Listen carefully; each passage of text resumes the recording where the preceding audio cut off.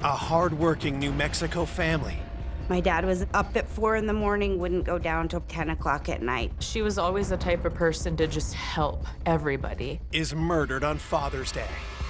My parents are dead. They were covered in so much blood. That was the worst I've ever seen. Police uncover a loving family He was a shaken baby. We were told he may never walk again. with a startling criminal connection She has a history of burglaries. and a jaw-dropping revelation. I absolutely was shocked. I didn't think I have ever known anybody in my life who could do something that brutal. To this day, I still can't understand how the person could do something this tragic, this gruesome. They said, I know who did it, I know who did it.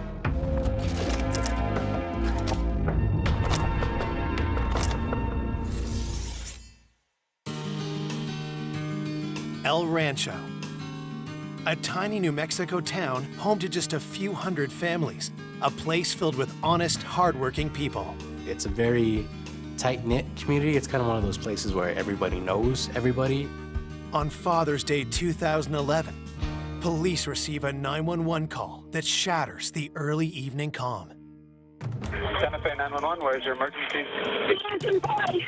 Oh, Okay, tell me exactly what happened. I don't know. I just went there and put the answer to the phone. He said, did you come out? And I walked over to check on him, and I think he was in the yard. Okay. I can't hear you when you're yelling. Try not to yell into the phone. I can't understand you. My parents are dead.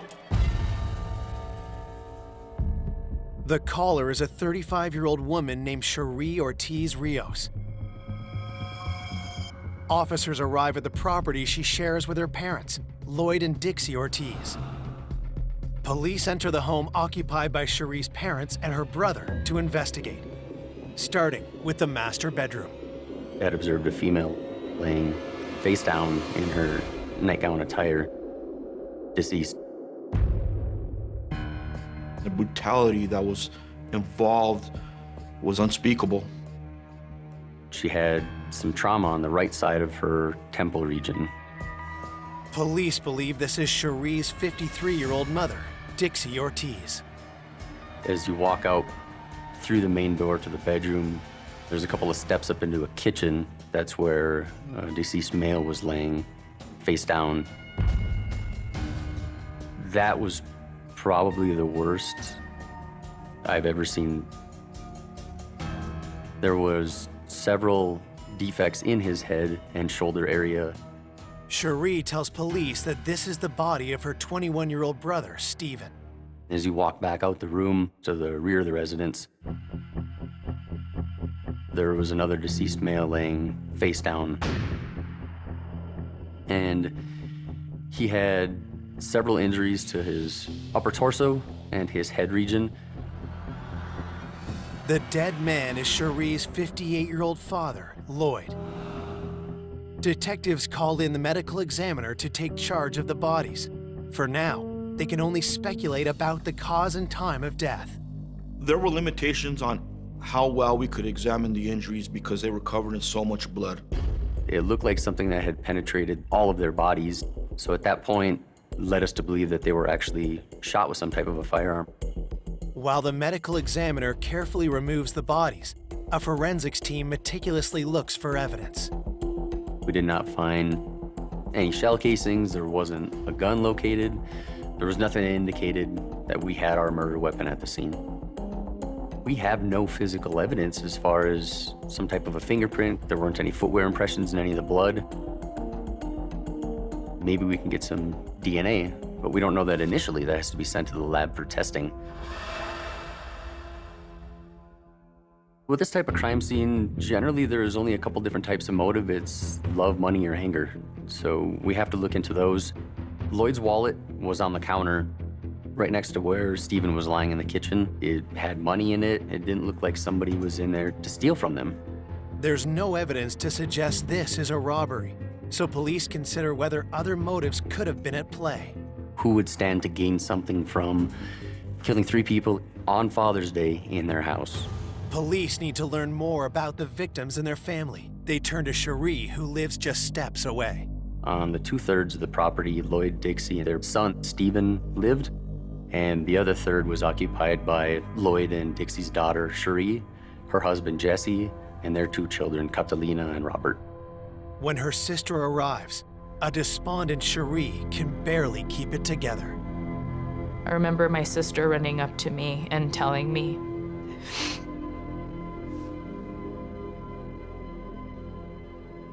I'm sorry, that my mom and my dad and my brother were dead. There were nothing I could do or say to make it better for her. 'Cause I love my sister so much, so much. Cherie and Angela choke back tears as they tell police all about the most important people in their lives. My mom and dad were the best parents that I could ever ask for. They were always there, always accepted us for who we were, always stood by our side, no matter what. Lloyd was a tile contractor who was popular in the town. My dad was amazing. Up at 4 in the morning, wouldn't go down till probably 10 o'clock at night every day. Lloyd had been married to Dixie for 34 years. She worked in a nursing home. She didn't even think of that as being a job. It was just who she was. Dixie's selfless, caring manner didn't stop with her work. In 1989, when their daughters were just teens, she and Lloyd took in a baby in need. Stephen was 7 months old when he came into our home as a foster child. He was a shaken baby. His left side of the body was paralyzed. He had cerebral palsy. We were told that he may never walk, talk. I would grab him out of the crib and stick him right next to me in bed, and he would sleep right next to me. I just loved him so much. As he grew, the family's love helped transform Stephen into a strong and happy little boy.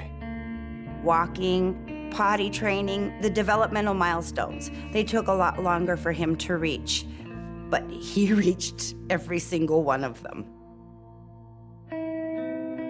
Stephen was part of our church, and he was such an absolute joy. He would greet everybody. Everybody in church loved him. He made it a point to talk to everybody. He was quite a young man. Stephen, Lloyd, and Dixie's lives have been cut tragically short. But why would someone murder such a loving family? Police find one possible reason: growing outside. There were several marijuana plants that were being grown. There was a fenced-off area where there was 17 plants growing. These plants were not visible unless you were directly over them. It was a very tight oxygen area that was padlocked. A marijuana crop under lock and key outside the family home piqued detectives' interest. Had they just uncovered an illegal drug operation? My parents had a medical marijuana card for my brother and a grower's license. So they were legally growing medical marijuana for my brother. My brother had 2 brain surgeries to relieve some of the pressure in his brain. And so they prescribed medical marijuana to him to help relieve the headaches he was having. They were pretty debilitating at times. The family had known that Lloyd was growing the marijuana for Stephen, and the family would smoke some of the marijuana.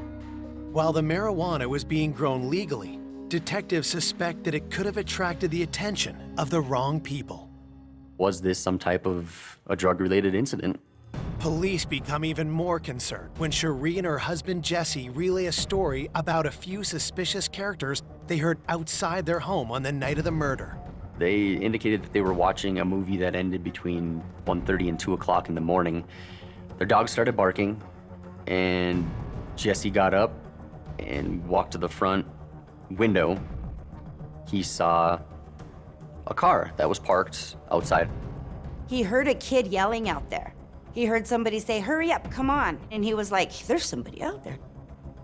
And so he went back in and even grabbed a gun. And he got in his truck and he drove his truck toward that car. Coming up, the autopsy reveals an unexpected cause of death. It's not generally your weapon of choice. It's extremely violent, it's brutal. And the town is stunned when the killer is revealed. People were in disbelief, As a pastor, it was hard for me to even fathom.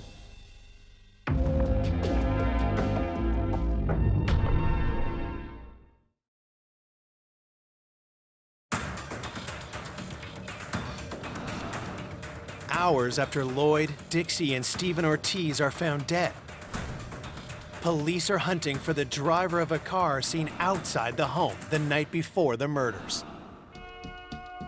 We interviewed Lloyd and Dixie's daughter, Cherie, and she said that her husband, Jesse, saw a car that was parked outside and to the left of the property. He had indicated that the vehicle was a gray car. The dog started barking crazy. My husband, Jesse, he came out and even got in his truck. Cherie tells police Jesse followed the vehicle in his truck. But when detectives interview Jesse, he tells them a completely different story. In Jesse's interview, he had failed to mention that he actually left the house that evening. You never left the house? No. Why would your wife say you left the house? That I left the house? Why would she say that?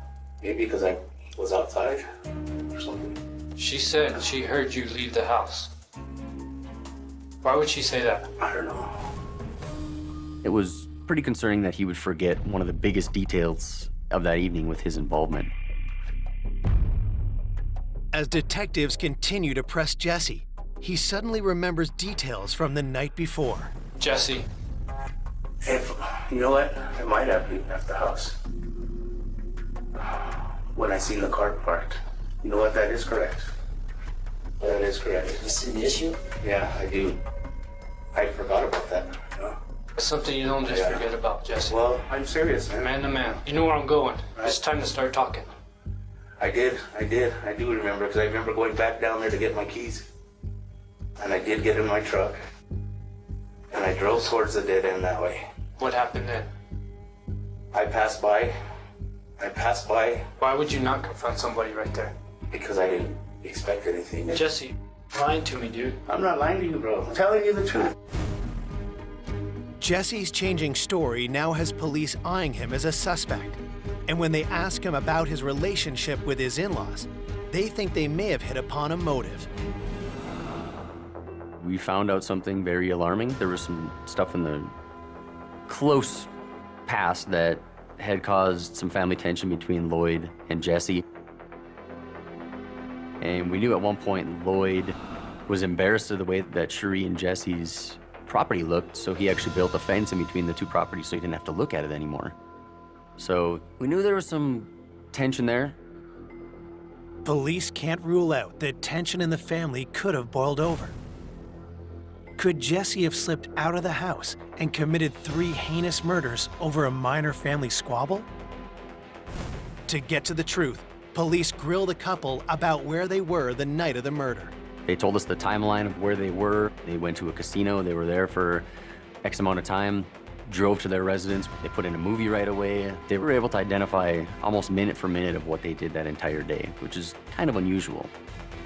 And when police ask Cherie about finding the bodies, she tearfully gives them a detailed account of the horror that unfolded. And I walked in and I was like, Mom. And then I walked over to her to shake her, and her head was blown. And so I ran to the kitchen to check for my brother and my dad, and I thought it was my dad laying on the floor in his underwear because his face was so blown off. And so I ran home screaming for my husband. And my husband went back and he said, honey, that's Stephen in the kitchen. Your dad's dead in the backyard. Cherie's story is plausible, but one thing she can't explain is something she told police when she called 911. They're dead. They have gunshot wounds to the head. They're dead. They've been dead since the 40s. Cherie said that she knew if she would have went over there, she could have saved him that morning, which told me that she had intimate knowledge of when the homicides actually occurred, which pretty concerning. How would she know that? We didn't know that timeline of when they were actually killed. Detectives are no longer suspicious of just Jesse. Is it possible that the Ortiz's own daughter could be involved as well? We did obtain DNA samples from Sherry and Jesse to try and analyze to see if there was anything that could be matched. Police searched Cherie and Jesse's home, hoping to find a physical link to the murder. With so much activity in the tiny town of El Rancho, news of the crime spreads. My wife and I raced down to the property. When we had got there, there was quite a few people there. Cherie was just outside herself. She was just hysterical. Detectives can't help but wonder if Cherie's tears are genuine. Yet they're unable to find any physical evidence to link Cherie or Jesse to the murders. When the autopsy report comes back the next day, they hope the results will help them shed some light on the mystery. I actually did attend the autopsy, and during the course of the autopsy, the pathologist informed us that the wounds sustained were the result of impact trauma. They were killed with a pickaxe. Stephen Ortiz, the son of Lloyd and Dixie, received 17 blows to the head from the pickaxe. Evidently, the victims were beaten long after they were already deceased. The amount of force that was used to cause this was extreme. My initial reaction was, who had this much anger to want to kill him in such a gruesome manner?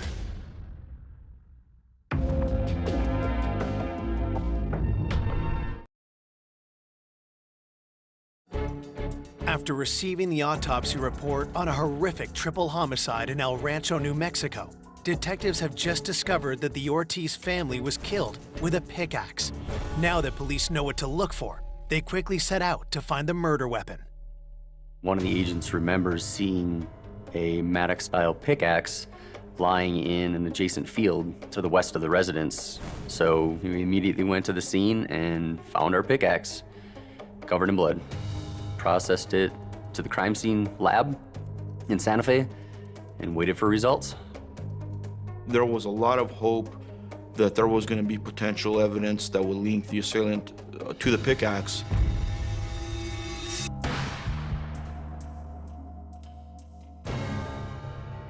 There was nothing. There was nothing there. We got DNA that was identified on the pickaxe from the 3 victims. Nobody else. Still, the murder weapon does tell police something about the killer. It would take a great deal of force to cause that type of injury. Police had to consider whether either of their suspects were strong enough to commit the crime. Jesse was capable. Was Cherie? While police search for answers, the small town of El Rancho is gripped with fear. The whole community was on high alert. This kind of crime is very unusual for that area.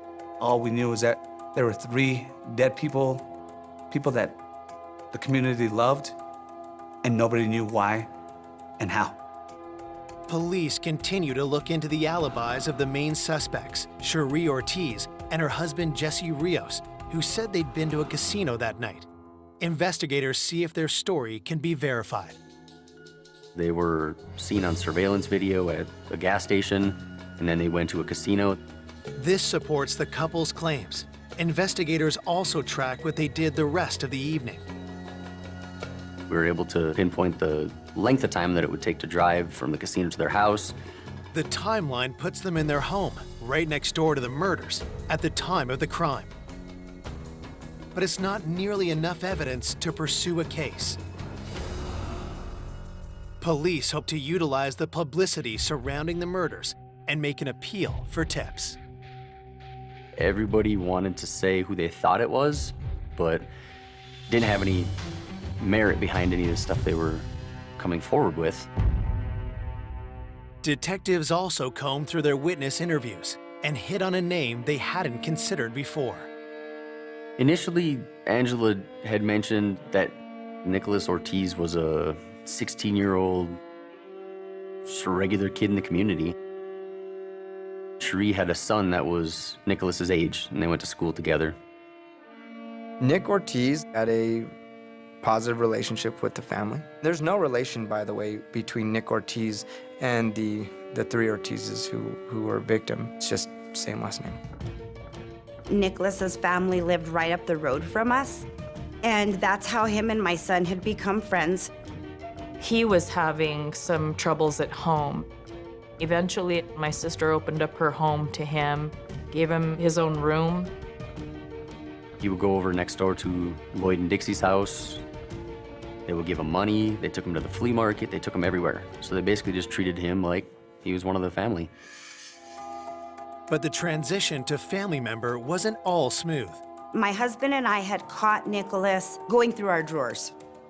We had just started noticing a little bit of money missing. Things moved. So we started giving him an allowance every week for the chores he was doing as well. Nick's troubles extended to school, too. Nick had come home from school, and you could tell he had been punched in the face and was kind of beat up. I freaked out. Oh my God, who did this to you? He said, I joined a gang with some friends of mine, and I had to let them beat me up.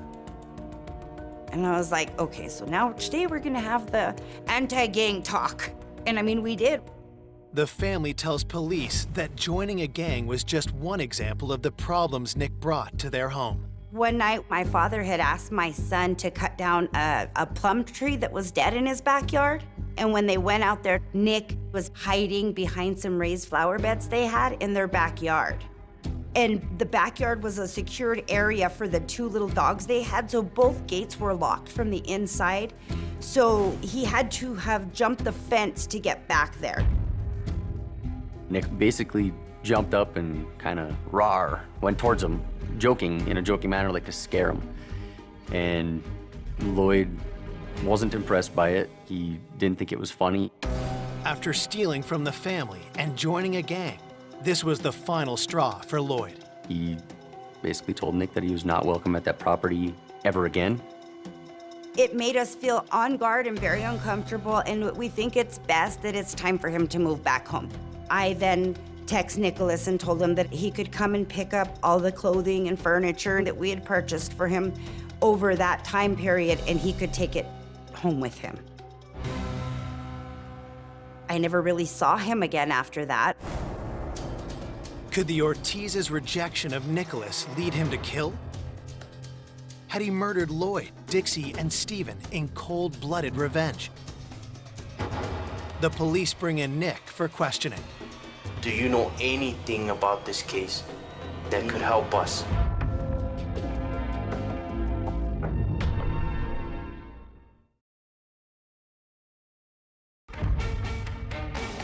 Police in El Rancho, New Mexico have a new suspect in the murders of Lloyd, Dixie, and Stephen Ortiz.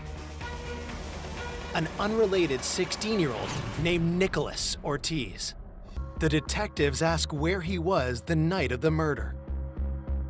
He said he was at home with his dad and sisters leading up to Father's Day. Between 12 and 1 o'clock, he woke his father up and wished him a happy Father's Day and went back to bed.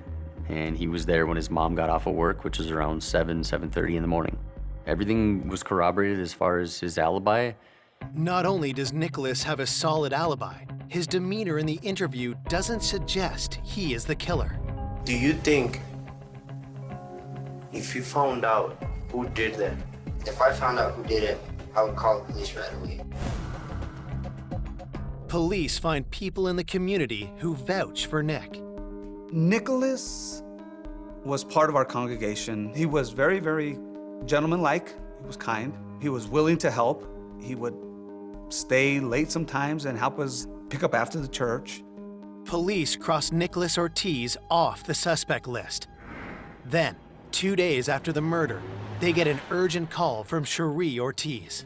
I called the police and I told them we found out about a safe that was well hidden, enough where my sister and I didn't even know it existed. At my parents' house, my Uncle Walter had called me and said, I built your dad a secret piece of furniture that would hide a safe in it. The unit was so well concealed, the police had not found it when they searched the house days earlier. I said, I do not want to know any more until we contact the police. So we had to have it opened up there at the police station. Inside was $80,000 in cash, as well as some of the life insurance paperwork. That's when we found that my dad had been saving money for years. He had his retirement saved in there. Cherie says she didn't know about the money, but police make a discovery that puts her claim in doubt. We had learned through district court that the power of attorney had been given to Cherie at this point, and she was basically going to be the heir of hundreds of thousands of dollars in life insurance policies that Lloyd and Dixie had. And that $80,000 that was in the safe was part of a cash out from those life insurance policies. Cherie says she didn't know about the insurance policy. The inheritance was large enough to give Cherie and Jesse a powerful motive for murder. But motive alone wasn't enough to arrest either one of them. We have no physical evidence that could tie Cherie and Jesse to the crime. The discovery of the safe also causes police to speculate on how the Ortizes had amassed so much money. Could it have anything to do with the marijuana growing on the property? Kind of raised some concern to us as to why he was growing it. Are they possibly selling this stuff? Detectives investigate whether Lloyd was secretly involved in trafficking. The answer comes back clear. Nothing was taken from this house. It didn't even appear that whoever was there at the time knew that there was pot plants being grown behind this fence. And knowing anything about the industry of marijuana, there were smaller plants, they weren't mature. We were able to pretty much rule out that the gangs were tied in to this. It's another blow for the investigation. And as days turn to weeks, detectives are no closer to catching those responsible. Essentially, you do run out of leads or you run into dead ends. As frustrating as it was for us as investigators, it had to have been exponentially worse for the family.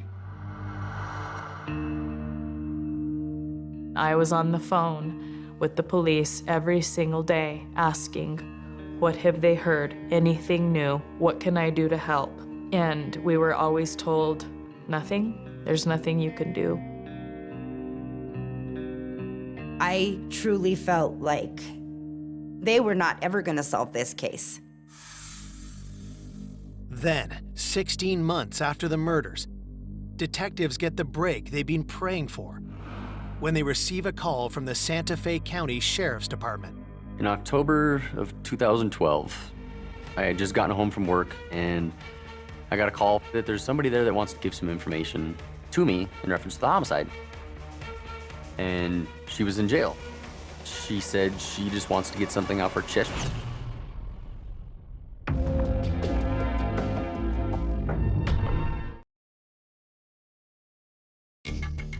Detectives are hopeful a new tip will finally help solve the murders of Lloyd, Dixie, and Stephen Ortiz. The information comes from a young woman in the custody of Santa Fe police. Ashley Ball was 24, and she has a history of burglaries and of drug use. Ashley told officers that she knew something about the El Rancho murders. At that point, ears started to perk within law enforcement. Before questioning Ashley, police look into her background. Ashley grew up in El Rancho. Ashley wasn't necessarily a troubled teen per se, but she got in trouble a lot. From a young age, was in and out of the detention center. Lead detective Craig Bobnock questions Ashley about what she knows. As I started explaining that it was a voluntary interview, she kept interrupting me saying, I know who did it, I know who did it. Ashley claims that on the night of the murder, she was smoking weed with her cousin, Jose Roybal, and a mutual friend. They needed money, so they were gonna go hit the Ortiz's house. And I took them, I dropped them off, and I went back home. She told me that she owned a gray 1997 Saturn car, two-door car, during the time of the homicide. So I immediately thought of Jesse's statement. Cherie Ortiz's husband, Jesse Rios, had told police he saw a gray car driving slowly past their house late on the night of the murder. But it's what Ashley says next that grabs detectives' attention. I got a call about maybe half an hour, 45 minutes later. The call was from Jose's friend, and he needed a ride. He got in my car. He had blood on his pants. He had a trash bag tied around his right foot. That's when he told me that he killed Stephen, Dixie, and Lloyd.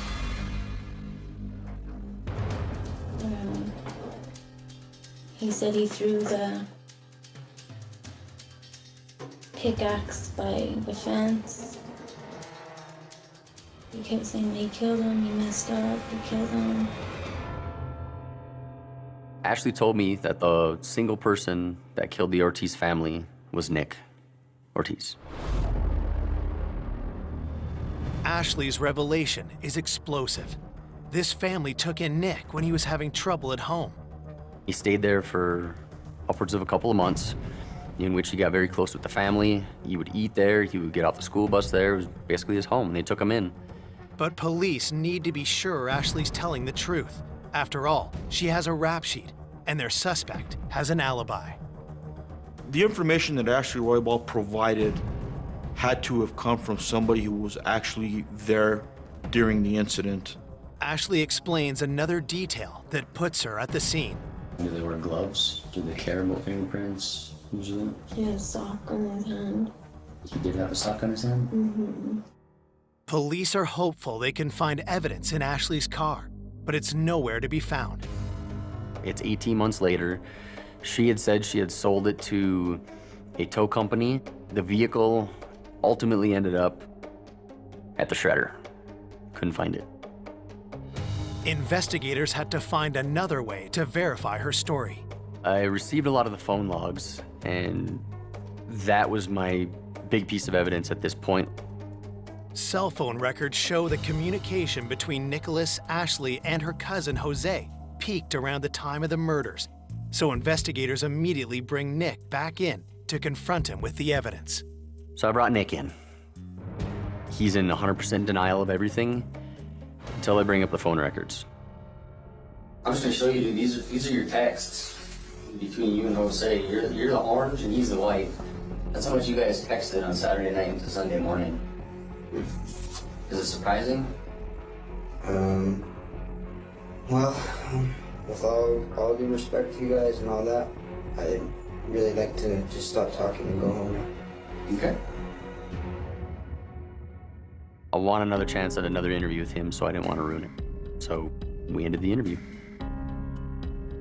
Investigators' next move is to haul in Jose for questioning. Since he's a minor, they get permission from his parents to speak to him. He was 15 at the time. He drank a lot. He had problems at home. He didn't have a good reputation. Police talk to Jose, and he opens up. Ashley dropped me and Nick off so we could go rob the house. She left. Nick told me he would go in. He wanted me to go in with him to go kill. And I told him no. I didn't want to. I was scared. He started walking towards the house. When he started walking towards the house, I ran to the river. I got to my house. And then Ashley and Nick show up. Nick is white as a ghost. I knew he had did it. He told me he had did it. He told me he did it.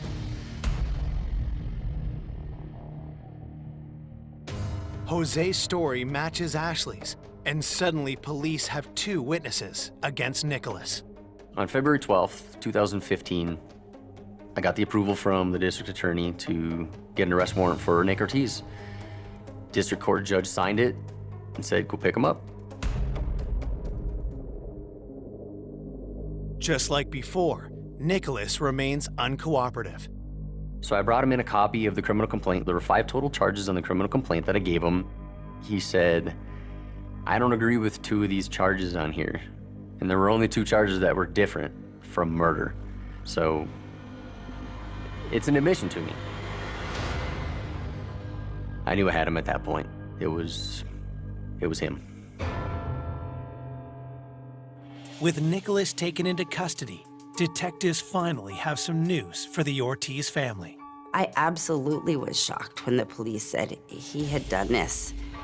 I didn't think I have ever known anybody in my life who could do something like that brutal. I've never met anybody that could hurt people so grossly. It didn't make sense because that was not at all his personality when he lived with us. People were in disbelief. As a pastor, it was hard for me to even fathom the fact that a young man like this could do something so tragic, this gruesome. On June 15th, 2015, Nicholas goes to trial for massacring the Ortiz family. Nick was a minor at the time. Given the fact that this was a heinous triple homicide, the judge did agree with my office that Nicholas should be charged as an adult. When the trial starts, the prosecution is confident of a conviction until an unexpected development jeopardizes the whole case. So in the middle of trial, we received a big surprise in Jose changing his testimony completely.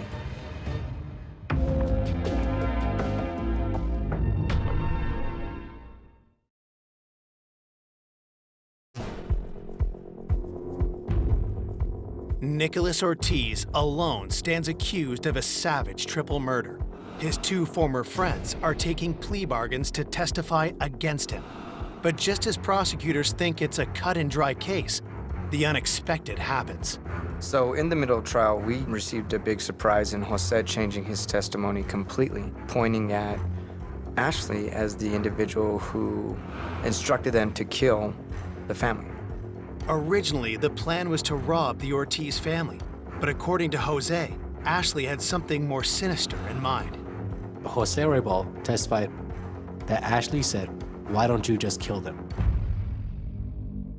It's a stunning statement, which the defense denies. The case agent said, well, she said she didn't say that.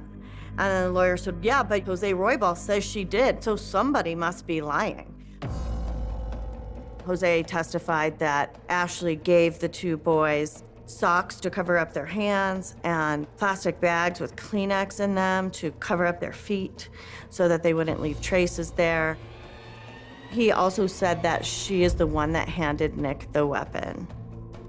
According to Jose, in the early hours of June 19th, 2011, Ashley tells Nicholas and Jose it's time to put her unthinkable plan into action. Ashley takes Jose and Nick to the Ortiz house, drops them off. Jose got scared. He left. He ran home. Nick went towards the house. He knocks on the back door. Lloyd Ortiz gets up out of bed. When he opens it, he's attacked by Nicholas with the pickaxe. He didn't stop there. He went into the house and struck Dixie twice in her temple on the right side of her head with the pickaxe. Nicholas moved on to the kitchen looking for the money, but he found Stephen instead. Recognizing who is in his house, Stephen puts up a fight. Nick delivers 17 blows to his head and body and kills him.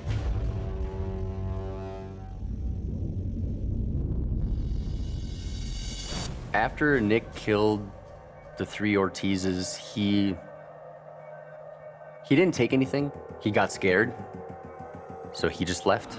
He walked out the door and called Ashley. The revelations come as a shock to the victim's family. Every day that we were at that trial, it was devastating because we learned things. I learned things that I didn't know. And I wish I hadn't, because it still haunts me. Nick doesn't say a thing during the entire trial. It's Jose's word against Ashley's. How would their competing testimonies affect the jury?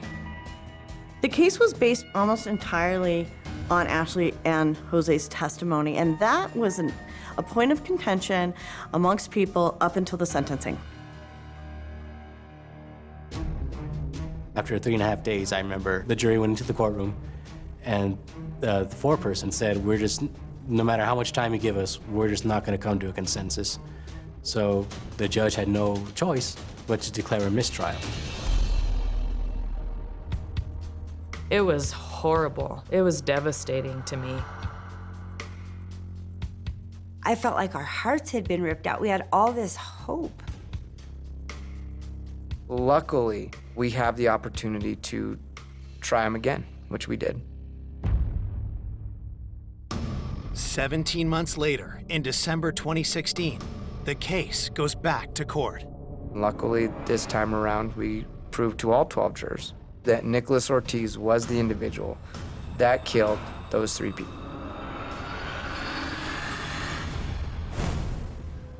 On October 28, 2019, Nicholas is sentenced to 25 years in prison.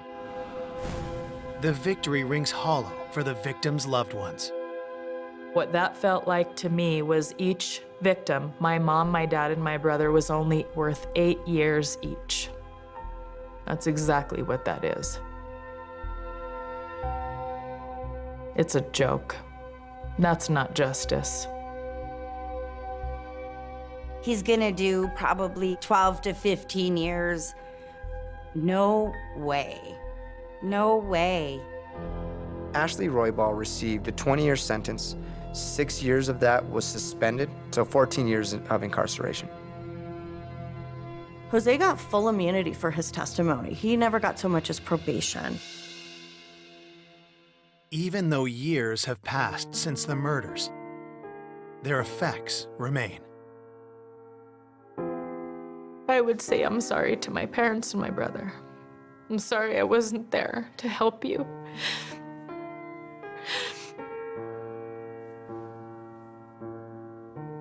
So I would say I love you and I miss you and I'm so sorry.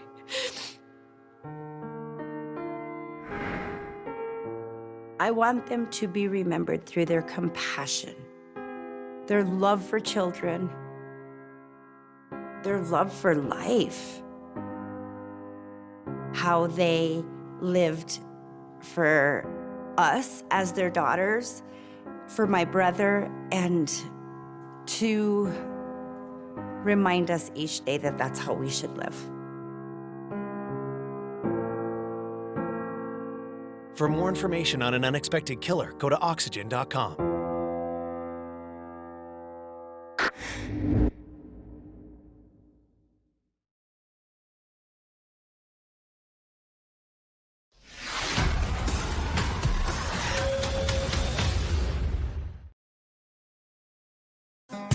A brilliant, free-spirited college student. Barbara was very creative. She was always very theatrical. I always thought she was a genius because everything came so easy to her. Is found brutally murdered in a mountain canyon. We could see 5 or 6 gunshot wounds. There was some speculations that she had been sexually assaulted. A clue left by the victim leads to surprising suspects. He finds this note addressed to all the Mormon roommates that she was leaving to go be with her people. Just how bad was this relationship with her roommates, and what could it cause anyone to do? And a series of bizarre twists. He's telling us that bullet holes were in a triangular pattern, and that's a sign of a possible Satan killing. Somebody took her up there into the woods. This was potentially a sacrifice. Until the evidence reveals a killer no one saw coming. There was DNA from the soil that was underneath her body. It was like finding a needle in a haystack, a big haystack. It just didn't seem like somebody who would kill somebody. It was just the biggest shock you could fathom.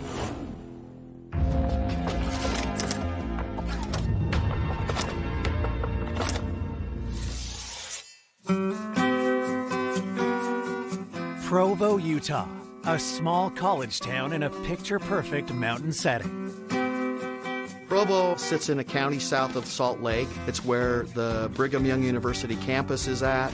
It's a very safe community. During the 1970s, Provo was definitely a place that was very low on crime, and you didn't have to worry about locking your doors at night. That innocence is lost on a cold March afternoon in 1974, when a grisly discovery in a nearby canyon sends shockwaves through the community. On March 11th, 1974, the Salt Lake County Sheriff's Office received a telephone call from a power company worker who started walking up from the power plant. And as he was cutting through some brush, he came across a white female with gunshot wounds to her back. The crime scene is essentially a couple miles up what we call Big Cottonwood Canyon. Investigators race to the canyon where the utility worker leads them to the body. We could see 5 or 6 gunshot wounds. All of them looked to be in her back or in her arm. The shot placements looked like execution type shots, and it looked like she had been there for a few hours at least. With the way that her body was positioned, we felt like sexual assault was part of this crime scene. Her arms were tucked up underneath her. That told us that she was in pain, that she was fearful of what was happening to her. We're looking for things like drag marks, but the ground around the body was not disturbed. It looks like where she was is where she was killed. Detectives are struck by an unusual detail. Her clothes were folded neatly and piled towards the top of her head. We suspected that the victim was probably trying to buy some time. As she was being told to undress, she was stacking her clothes in this neat pile. More evidence is revealed when they turn the victim over. We found some possibly .38 caliber bullets that were recovered after they had gone through the victim's body. We also picked up some soil and logged it into our evidence room. The detectives back in the 70s, they didn't have the DNA that we have in today's crime scene investigations. They focused on all kinds of trace evidence like the soil, fibers, hairs may link the suspect to that scene. While the body is taken to the morgue, detectives interview their only witness. The only thing we really knew at this point was a utility worker had found this body, and we were able to clear him fairly quickly, but we didn't know who the victim was. We didn't have any other real suspects to go with at that point. We got a hold of the local media, let them know that we had a white female, Jane Doe, that we were trying to identify. Later that night, we received a telephone call from the Brigham Young University Police Department that they had received a missing person report of a white female earlier that day. The missing person in Provo matched the description of our Jane Doe. The missing person is 22-year-old student Barbara Jean Rocky, but police need a formal identification to be sure she's also their murder victim. We made a phone call down to a couple of the guys that were hanging out with Barbara. Jerry Hicker is the one that filed the missing persons report. Jerry is also a student at BYU, and he was a friend of Barbara's and some of her roommates. Edward Fisher and Jerry Hicker went to the morgue to do an identification on our Jane Doe. Edward and Jerry confirm the murdered woman is Barbara Rocky. Police now face the difficult task of informing her family. At the time of Barbara's murder, my parents were living in California. My mom found out first from the police and was crying, and from then on, nothing was the same. It was just the biggest shock you could fathom. It's like what you knew of the world has just imploded. Born in 1952, Barbara had an idyllic childhood growing up in Menlo Park, California. Barbara was very creative. She was always very theatrical. I always thought she was a genius because languages and music came so easy to her.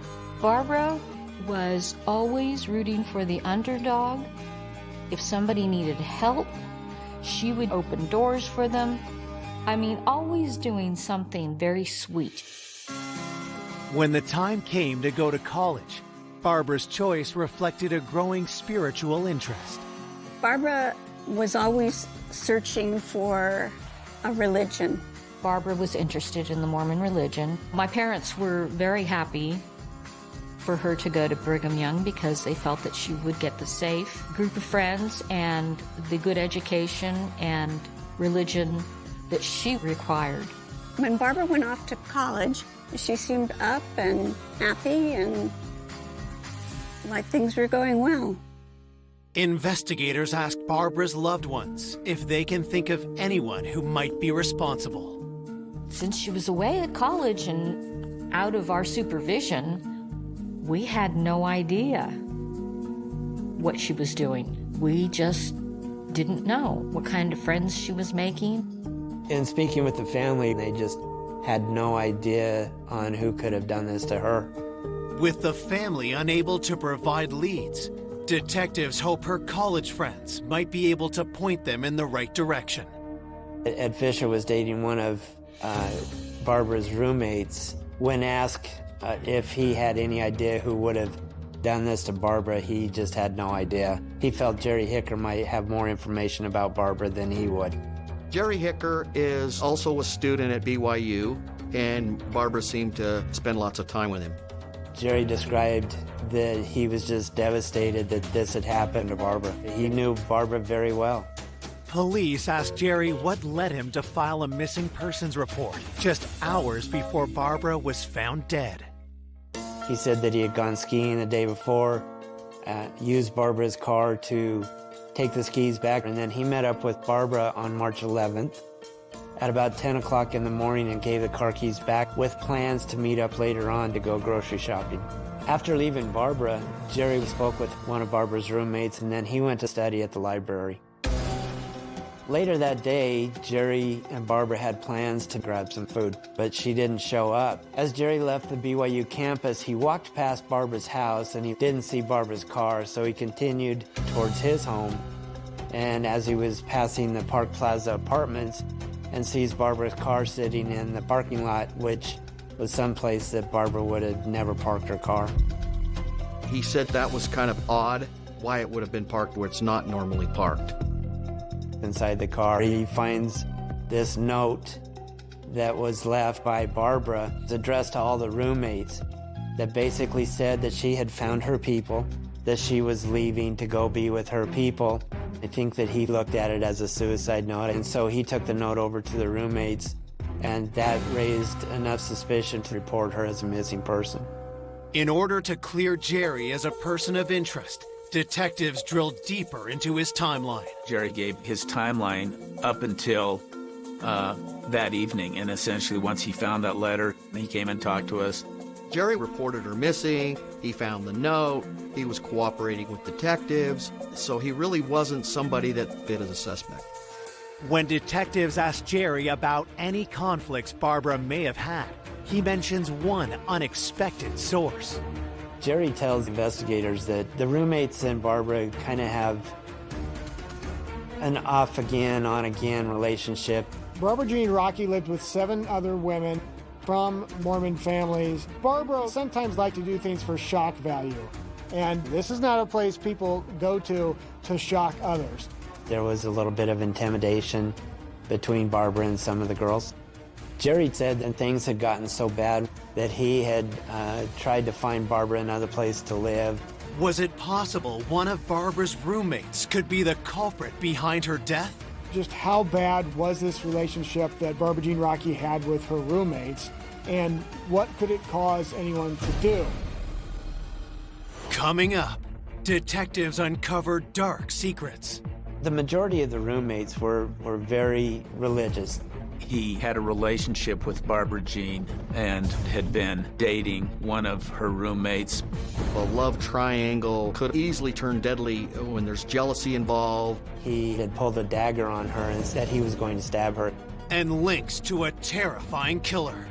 She described him as a great warlock and maybe even a devil worshiper. There's women all over the American West that are going missing and being discovered dead. This guy turns out to be probably the most famous, notorious serial killer of all time. Until the evidence reveals the horrific truth. He was not who we suspected, and so to learn that he was responsible for killing her was very surprising.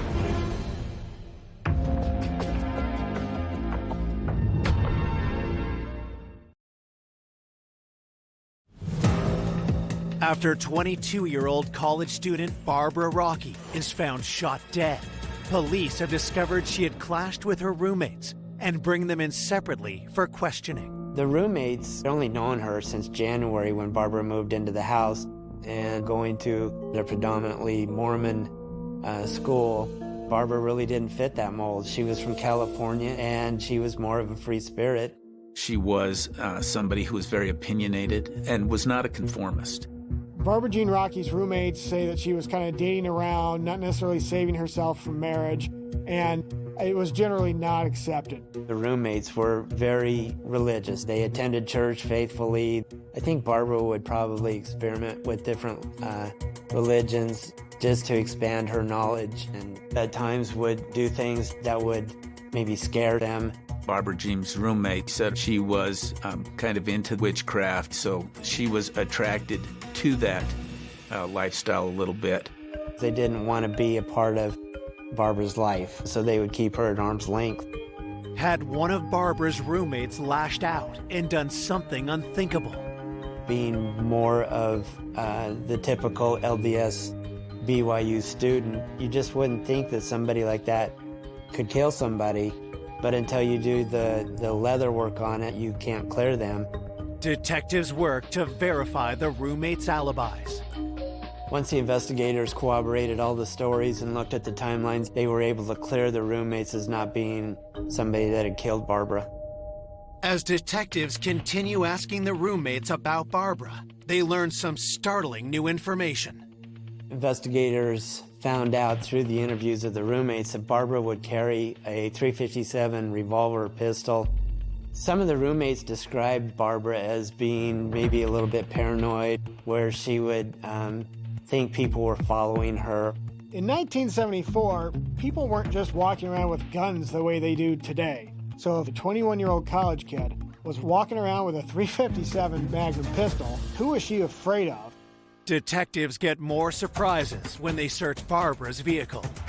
When the investigators looked in the rear of the vehicle and they found ammunition and targets, things that you wouldn't expect in a female BYU student's car. Did Barbara feel like she needed to have a gun? Did she practice with the gun? Was somebody after her? We weren't sure what all of that meant at that point. The car was fingerprinted, but there was just nothing of good forensic value that we could come up with at that time. With more questions than answers, detectives turn their attention back to the note Barbara's friend Jerry had found earlier in Barbara's car. They found a victim shot multiple times, and then someone else finds this note in her car that says she's leaving to be with her people. And what's the purpose of this? The investigators were wondering if the note was even authored by Barbara, so they do some handwriting analysis on it and send it out to have that done. While detectives await results, the autopsy report comes in. At that time, they came up with 6 bullet hole entrance wounds. The shot in the arm was probably the bullet that killed her because it went back into the chest and hit some vital organs. And the final wounds were when Barbara was turned over and on her stomach, and the entrance wounds were in her back. Being shot in the back is a good indicator that the person is known by the assailant.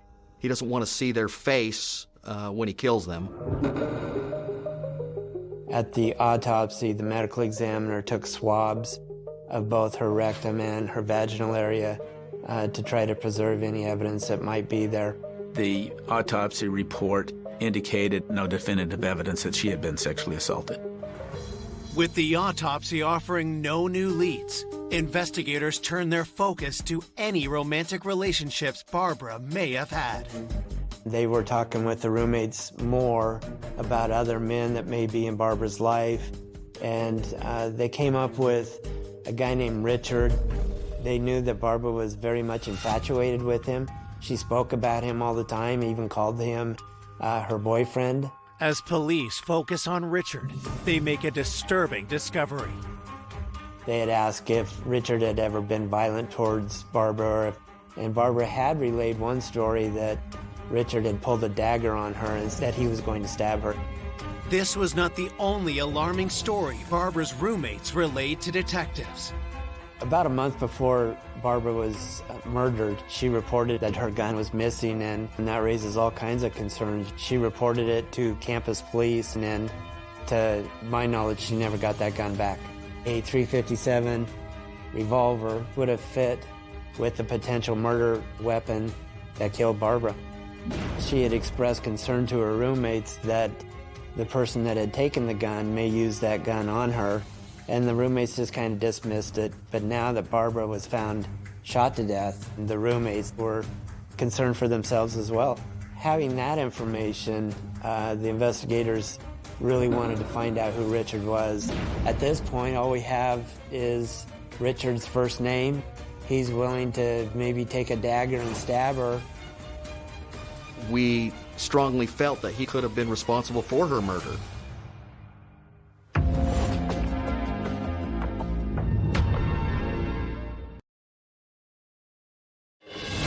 Three days have passed since student Barbara Rocky was discovered shot dead in Big Cottonwood Canyon. And police are hunting a man named Richard, who they believe is her boyfriend. This could be the person that killed Barbara, but all we have is Richard's first name, and so we're kind of running into a dead end.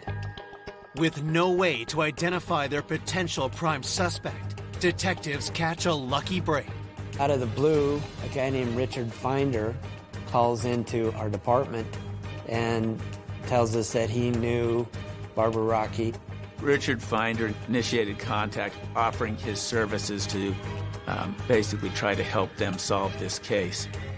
First question we had was, is this the Richard that we've been looking for? As investigators prepare to meet with Richard Finder, they learn everything they can about him. We find out that he's in his 30s, and he's a self-proclaimed psychic. He lived in California. Barbara was from California, so that was one of the connections that they had. We also found out that a .357 pistol was registered to him, which is obviously the same caliber that we're looking for. Richard Finder arrives at the sheriff's office, and detectives begin by asking him about his relationship with the 22-year-old college student. Barbara heard Richard Finder on the radio talking about the occult. Barbara had called into the radio station. They ended up exchanging phone numbers. Barbara had gone up to see him at his hotel, and I think Barbara at one point even felt that Richard was her boyfriend. Richard claimed that it was just a spiritual relationship, that he looked at Barbara not in a physical way. Under further questioning, Richard mentions something that gets the detectives' attention. The place that he was staying at was very close to the mouth of the canyon where it was that Barbara Jean was found. Detectives cut to the chase and ask Richard where he was on March 11th, the day that Barbara was killed. He tells them that he was in Salt Lake at the time of the murder. He said that he had gotten up and had some breakfast, and then he went over and helped a friend do some construction work on a house all day long, and then he went back home and went to sleep on the couch. Detectives set to work checking out Richard's alibi. The guy that Richard Finder was staying with did confirm that Richard was with him in the evening, but he could not confirm the times that Richard told us about during the daytime. With holes in Richard's alibi, detectives dig deeper into his claims about his relationship with Barbara. Our investigators talked to Barbara's therapist, and she just really got the impression that Barbara was in love with Richard. The therapist reveals another way the relationship was less innocent than Richard made it seem.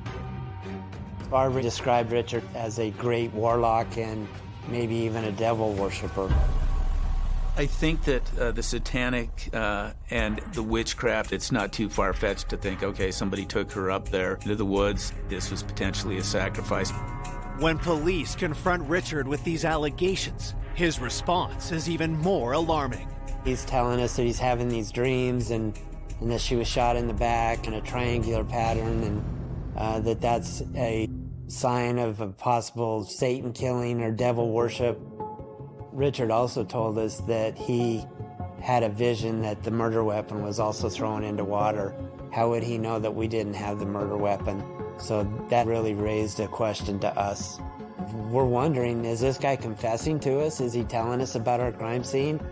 He has all of this knowledge. Is this guy the one that killed Barbara that day? When you start putting all of these things together, it made Richard Finder a pretty good suspect. Despite the circumstantial evidence stacking up against him, detectives need something more concrete. So we collect all of his weapons for ballistic tests with the projectiles that we located from Barbara's body. We received the results from the ballistics test, and they were not a match. And that pretty much blew up most of our case with Richard Finder. Detectives pin their hopes on the results of the handwriting analysis on the note found in Barbara's vehicle. Maybe she wrote the note under duress. Maybe she was forced to write the note. That could be a significant clue, especially if it's determined that our victim didn't author the note. It's like someone's writing a suicide note for someone else. The handwriting analysis came back and it showed that Barbara was the one that had written the note. The letter itself seemed to be a valid letter to her friends, and several people said that's Barbara's handwriting. The investigators concluded that maybe Barbara was thinking about moving home and she was just explaining that in the note. At this point, we're starting to run out of leads. As the investigation stalls, Barbara's family is rocked by another tragedy. My dad would call the police practically every day when nothing was coming to fruition. And he died like within a year after she died. It killed my father. And we had so many key relatives die, still wanting to know what happened to Barbara. Detectives never give up on the case, and a year later, in 1975, they notice a disturbing pattern of crimes. There's women all over the American West that are going missing and being discovered dead. College co-eds with dark hair were found murdered, and the serial killer was certainly the big topic of conversation. A surprising arrest changes the whole course of the investigation. In 1975, a Utah State trooper makes an arrest west of Salt Lake City. The suspect was arrested for a kidnapping case, and some of the evidence in the vehicle definitely could have had something to do with Barbara's murder as well. The driver's name is Ted Bundy. This guy turns out to be probably the most famous, notorious serial killer of all time. Is he the one that killed Barbara?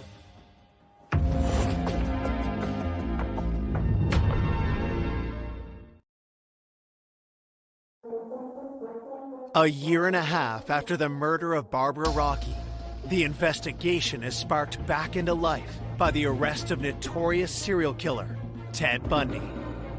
More and more that police start investigating Ted Bundy, the more connections they find to missing and murdered women all over the country. In 1974, Ted Bundy was also in the Utah area, going to school at the University of Utah. Barbara Jean fit Ted Bundy's profile. She was a college student. She was a brunette, and she was the age that Ted Bundy seemed to target. Ted Bundy had a reputation of being a very charming man. You know, he was a good-looking guy and was kind of a smooth talker. Ted Bundy would act like he was hurt and ask for some assistance from a female, and that would have fit right with the personality of Barbara. She would have helped Ted Bundy if he had approached her. With Barbara fitting the profile of Bundy's victims, detectives connect with the FBI. The investigators were able to get a hold of a timeline that the FBI had prepared, find out what his whereabouts were on March 11, 1974. When the investigators looked at Ted Bundy's timeline, they found that he had an ironclad alibi for that day because he was in Washington committing another murder. With Bundy cleared, the Barbara Rocky investigation grinds to a halt. The investigators had done everything forensically that they could. They had done all the interviews that they could. They had looked at all the suspects that they could, and the case just went cold. Once the case was cold, we pretty much accepted that it was not going to be solved.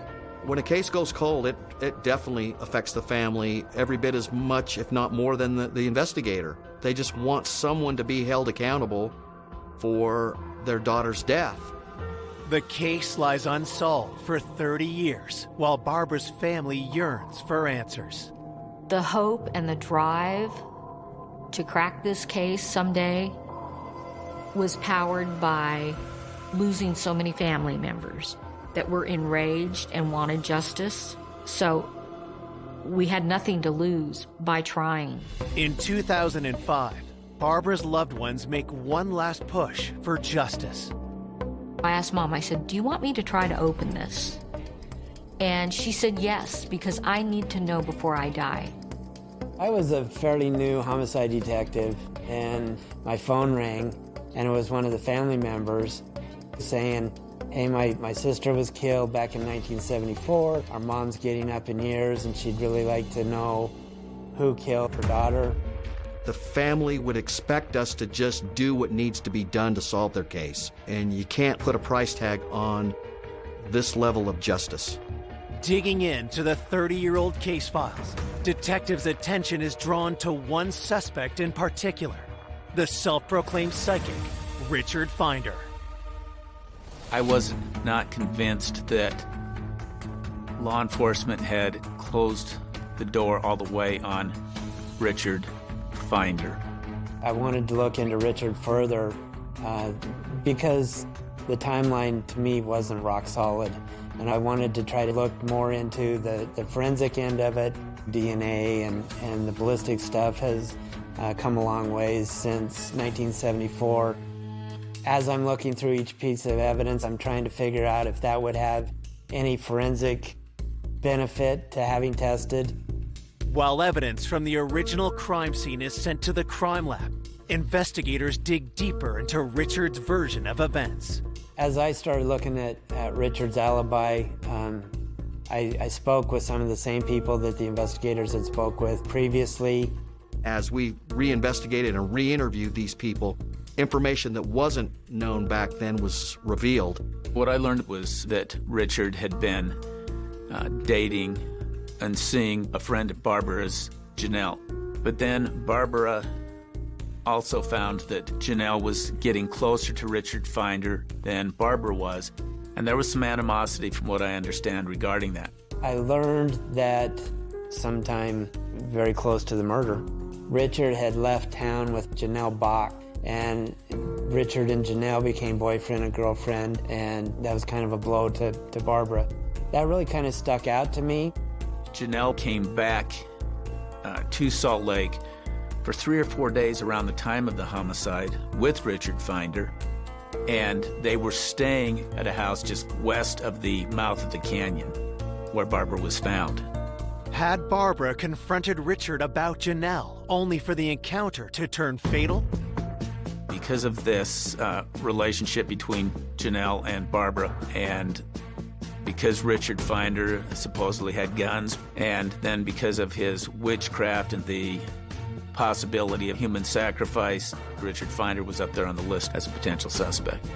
Investigators try to bring Richard in for another interview. Unfortunately, we found that Richard Finder had passed away. But really, the only avenue I had was to go talk with Janelle. Was Janelle the only living person who knew what really happened to Barbara? I didn't see any information in the case file where Janelle Bach had really given a good interview about Richard Finder, and so that was the place that I wanted to start. Barbara was upset that Janelle had essentially taken Richard Finder, so when they came back, there's this potential triangle and some jealousy. It placed some suspicion on Janelle. Anytime an investigation reveals some sort of a love triangle, that can easily turn deadly when there's jealousy involved, and all of a sudden, the whole thing shifts from one guy to the person that's least suspected.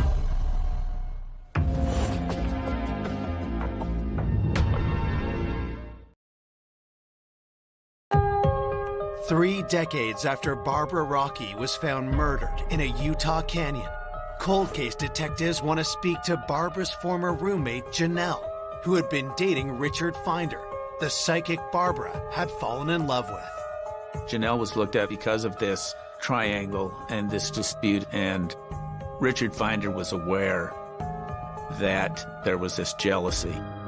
Detectives want to know if either Richard or Janelle had the opportunity to kill Barbara. They were back in Salt Lake for 3 or 4 days on a ski trip during the time of Barbara's demise, but they never went skiing. And they were staying at a place that was close to the crime scene where Barbara was found. Janelle was able to give me a timeline that she was with Richard that day, and the hours that she wasn't coincided with the times from the initial investigation. It was confirmed with others that she was very sick when she came up here. She didn't even leave the house, and she was being taken care of by Richard Finder during the time of the homicide and was not in that area. Janelle Bach was able to give me enough information to make me feel that he definitely was not the killer of Barbara, and she was not a suspect any longer. Undeterred, detectives scour through the files from 1974, looking for details the original investigators may have missed. As I was going through the case file, Jerry Hicker's name kept popping up. So Jerry's early role in the case was he was one of the last people to allegedly have seen Barbara Jean at about 10 o'clock in the morning. He reported her missing, so he really wasn't somebody that they were looking at as having a role in her death. They were really good friends. That came through in the investigation, but I wasn't satisfied about him not being a suspect. Detectives reach out to Barbara's former roommates, asking them about Jerry. Some of the roommates told me that, Jerry just didn't have a lot of friends, and Barbara was accepting of everybody. And Jerry just kind of latched on to Barbara, and I think Jerry had more romantic feelings for Barbara than Barbara did for him. I think that the roommates kind of looked at Jerry as basically kind of a stray pet that people were taking care of. He just didn't seem like somebody who would kill somebody. When investigators dig into Jerry's life after Barbara's murder, they make a disturbing discovery. Jerry had been accused of rape in the Provo area after Barbara's murder. When I found that Jerry was arrested for a sexual assault, I want to know, could Jerry have been the one that killed Barbara? Barbara's roommate had been away from Jerry for a long time. In the interviews, I found out that Jerry really had an obsession with guns, and that he helped Barbara find the .357 that she bought. He took her out, showed her how to shoot the .357. Jerry would always tell Barbara about how to load her firearm, leaving one of the cylinders in the revolver empty, and then looking back and seeing that Barbara was shot 5 times. Is that relevant in this case? We actually looked at the ME's report, and we couldn't really determine if she had been shot 5 or 6 times. There was the opinion that it was 6, but it could have also been, through the re-entries and fragments, could have been 5. As I'm going through these interviews and I'm listening to what the roommates are telling me, he was a rock-solid suspect at this point. Detectives race to track down Jerry Hicker. I went to Jerry Hicker's house in Washington. I explained to him that I was looking at the Barbara Rocky case. Jerry immediately said, you'll have to talk with my attorney, and that he wasn't going to give me a statement. So at that point, I had nothing else to do but leave. With Jerry refusing to cooperate, investigators must find concrete evidence to link him to Barbara's murder. We wanted to see if, with today's technology, that if there was a sexual assault, that there might be something suitable for DNA testing. I was pretty excited to find that a vaginal and rectal swab had been taken on Barbara, because by now we were utilizing DNA testing, and I thought that I was going to be able to match those up with DNA that we got from whatever suspects were in the case file. Investigators hope that the swab test results will point toward Jerry. They didn't know about DNA in 1974, and they packaged everything in plastic. Because it was packaged in plastic, it ruined any DNA that was in any of the biological material that was taken. I was devastated. I thought I was going to be able to solve that case really quickly, but that's not what happened. Fearing that the case will go cold again without solid evidence, investigators gamble on another way to obtain the evidence they're looking for. I took items that had not been tested yet from the original evidence to our crime lab to have them test it. The original crime scene evidence includes a soil sample from beneath Barbara's body. I was just more or less taking the dirt out to have a sample taken in case some seminal fluid had migrated down into the dirt. There was still the belief, based on the scene and everything, that there was a possibility of a sexual assault. When I got the results of the test, surprisingly, we got a match that there was DNA from the soil that was underneath Barbara's body. After 30 years, had DNA analysis finally identified Barbara's killer? And what came back as a result of that testing was shocking.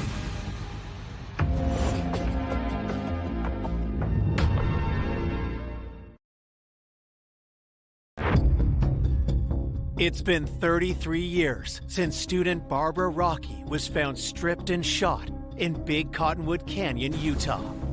In 2007, DNA in a soil sample from under her body finally reveals her killer. Finding that DNA in the soil was like finding a needle in a haystack, a big haystack. The results come in, and we've got a match, and it's Jerry Hicker. Just that little bit of information was all that we needed to link Jerry Hicker to this crime scene. He was not who we suspected initially. And so to learn that he was the one responsible for killing her was very surprising. On November 6th, 2007, 56-year-old Jerry Hicker is charged with the first-degree murder of Barbara Rocky. When I first found out that the killer of Barbara was Jerry Hicker, I was surprised because I heard that he was just sort of a guy from next door. It was a shock. I never thought it would be solved. As prosecutors prepare for their day in court, they piece together a theory of how Jerry killed Barbara. So our belief of what happened was Jerry Hicker knew that Barbara may be leaving, because that next morning, and he was aware of the letter before he brought the car back. I think what tipped him over the edge was he wanted Barbara sexually, and her rejection and her indication of leaving Jerry was more than he could take. Hicker winds up talking Rocky into going up Big Cottonwood Canyon with this scenic view one more time before she leaves. And when they get to this spot, Jerry's trying to put the moves on Barbara, and she doesn't want to have anything to do with Jerry that way. Hicker takes out a gun, and in rage, he tells her to strip down, and she was probably folding the clothes in order to buy herself a little more time. Barbara's pleading for her life. She's just trying to get anything into Jerry's mind to not do this. And then he shot her, apparently while she was standing up.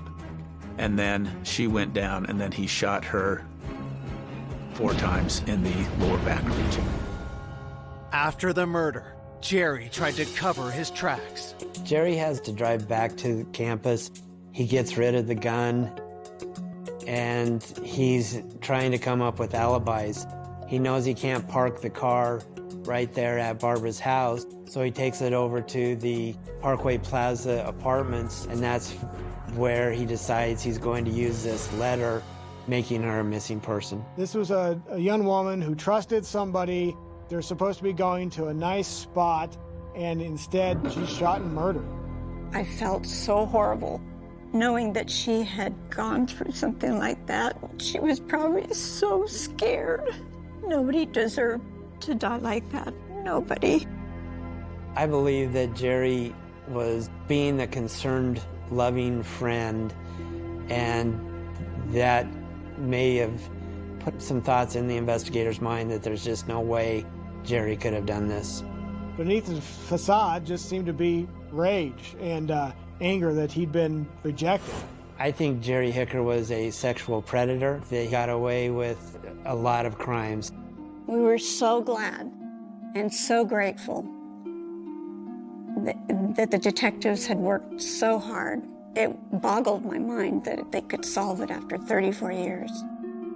Despite an airtight case against Jerry, his declining health leaves prosecutors with a new dilemma. When I went to arrest Jerry, He had been diagnosed with cancer.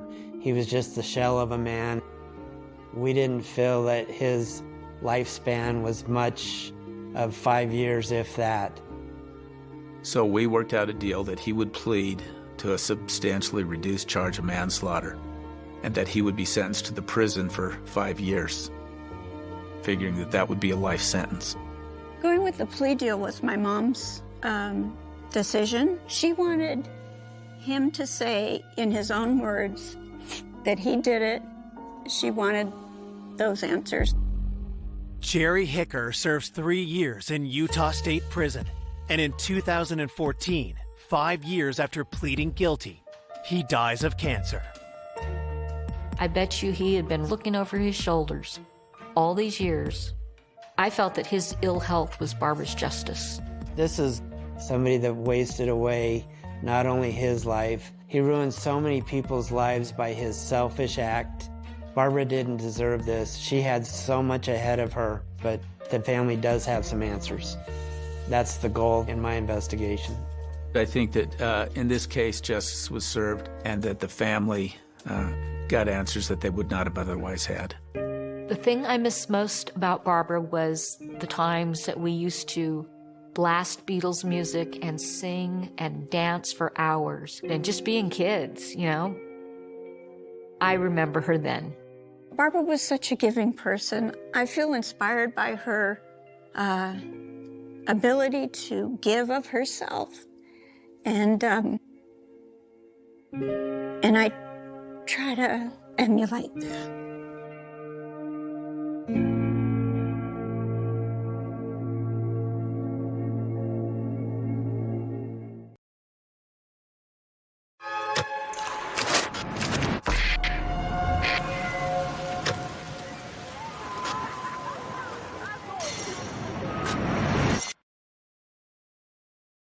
A young woman with a big heart. She was the most compassionate, caring, captivating person I've ever met.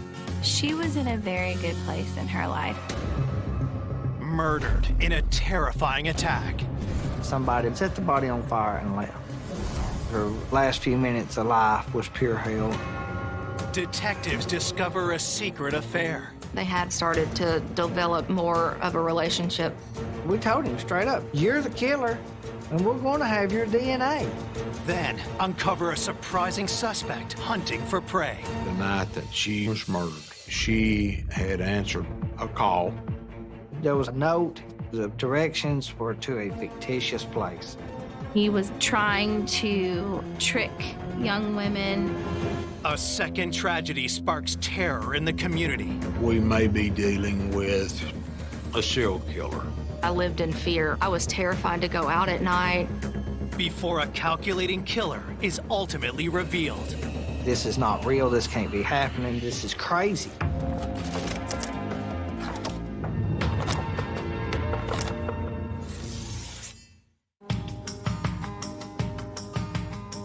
Just 90 minutes from the bright lights of Nashville, Tullahoma, Tennessee is a quaint city full of Southern charm.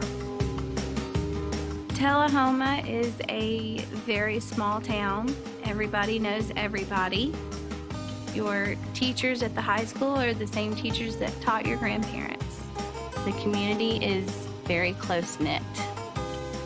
The people there are genuine. It's a safe place to live. We don't have a lot of violent crime. In the early morning of July 2nd, 2012, a grisly crime is discovered that sets the whole town on edge. I got the call that a couple of younger people were driving down a very, very rural road, and they seen a fire. They were going to put the fire out. But when they went over there, they noticed that it was a body that was on fire and called 911. When I arrived at the scene, several other investigators were there and said, this is real bad. It appeared that foul play was involved. We wasn't sure that she was murdered at this spot. It appeared that somebody may have just pulled over or backed up, dumped the body, set the body on fire, and left. There were some tire tracks. We couldn't plaster cast them because they were in gravel. I just kind of surveyed what we had. There was no evidentiary value. Where do we go from here? First responders extinguish the fire, and investigators take a closer look at the scene. As we worked our way closer to the body, you started to get a sense of, how horrible this actually was. It's just like something you would see off of a movie. This is not real. This can't be happening. This is crazy. The victim was a young white female, possibly in her 20s. There was star tattoos behind each one of her ears. And there was a magnolia leaf tattoo. I remember she had a shirt on. It had something to do with the nursing technical school. She was undressed from the waist down. Body was partially burned and covered in soot. The fire was relegated to her pelvic area. It led us to believe that there had been a sexual assault. Someone had obviously tried to burn the evidence up. Her body was already in rigor. I would believe that she was deceased at the time of the fire. What was very glaring was blunt force trauma to her head. You could actually feel the broken bones in the skull. Detectives immediately attempt to identify the young victim. There was no purse, no cell phone, no license, no vehicle to help us identify who the victim was. Investigators speak to the couple who made the 911 call. They didn't know who the person was. They didn't see or hear anyone. It was obvious almost immediately they didn't have anything to do with this homicide. It was very traumatic for them. They just couldn't believe it. At the scene, I made the suggestion to put what information we had on social media to help us identify her. Within a few short hours, local mother of four, Kelly Sharpton, sees the missing persons report posted online. Mom was at work, and there was a post about a young girl that had been found. When she came across the section that said she had star tattoos, I was told that Mom screamed out in the middle of her office. And then, of course, she called the sheriff's office. She introduced herself, and we started talking, and the description seemed similar. The tattoos seemed to match. Kelly instantly heads down to the police station for a formal interview. When we interviewed Kelly, she was distraught. She was crying, and she identified the body in Todd's office on pictures. The victim was her daughter, Megan Sharpton. I walked in, and I immediately heard my mom sobbing, and I can still hear her to this day. She just said somebody killed her last night. And it took me a second to figure out what she had just said, and then it hit me that she was gone. 24-year-old Megan Sharpton was a bright young woman with a big heart. She was genuine. She was the most compassionate, caring, captivating person I've ever met. She and I were really, really, really close. She had the best laugh. She was so fun. I could count on Megan to do anything for me. I knew she was always there. She was absolutely hilarious, very bold, but at the same time, you could tell she didn't want to be the center of attention. Regardless of who you were, where you were from, she didn't care. She really, truly cared for every single person. Megan had decided to turn her caring nature into a career. She was working on herself, through nursing school. Megan would have been an amazing nurse. She had her head on straight and was, ready to get going with her career. Along with her calling, Megan had also found love. She lived with her boyfriend, Chris. They were together 3 to 4 years. They had the same, group of friends. She was in a very good place in her life. She had lots of goals to go on to those next levels in school, in her career. Megan was about 2 months away from graduation. She was very excited about it. Never in a million years did I think that somebody would kill her. Investigators start piecing together a timeline of Megan's last known movements.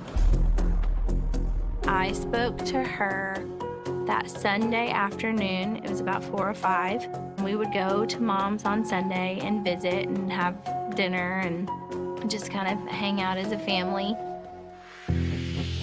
But that Sunday was different. Megan said she would be skipping dinner as she had a last-minute job interview. She said that she would head to Mom's at some point. But Megan never showed up. Later on that night, she wasn't there. It wasn't a concern for us. We all thought, okay, well, something else must have come up. She was on her own time, and we'll see her sometime tomorrow. Tragically, it would only be a matter of hours before Megan is discovered dead and on fire. I was very much in shock that day. It didn't sink in that somebody killed her. It was just very, very hard to process.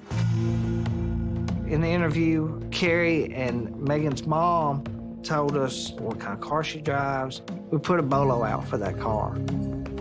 When investigators ask who could have been responsible for Megan's death, her sister doesn't hesitate. I said, Chris did it, Megan's boyfriend. And that is the only thing that made any sense to me. He asked me, why do you think Chris did it? I thought, Chris and Megan had an up and down relationship. They were like oil and water. They would be hot-headed and tempered at times. Majority of the time that a female's killed in the United States, it's someone that knew her. As quick as we could, we want to talk to him. He is a very high suspect. Coming up, police learn Megan's love life is more complicated than it first appears.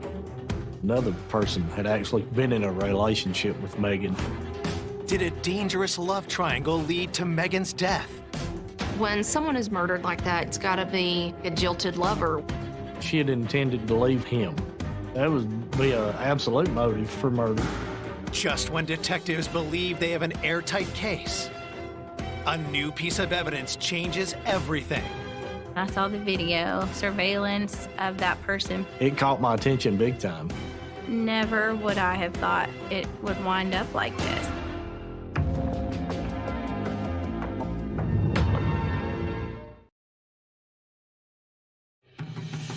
Detectives investigating the vicious murder of 24-year-old Megan Sharpton in Tullahoma, Tennessee, have their first suspect, her 25-year-old boyfriend, Chris Farrell.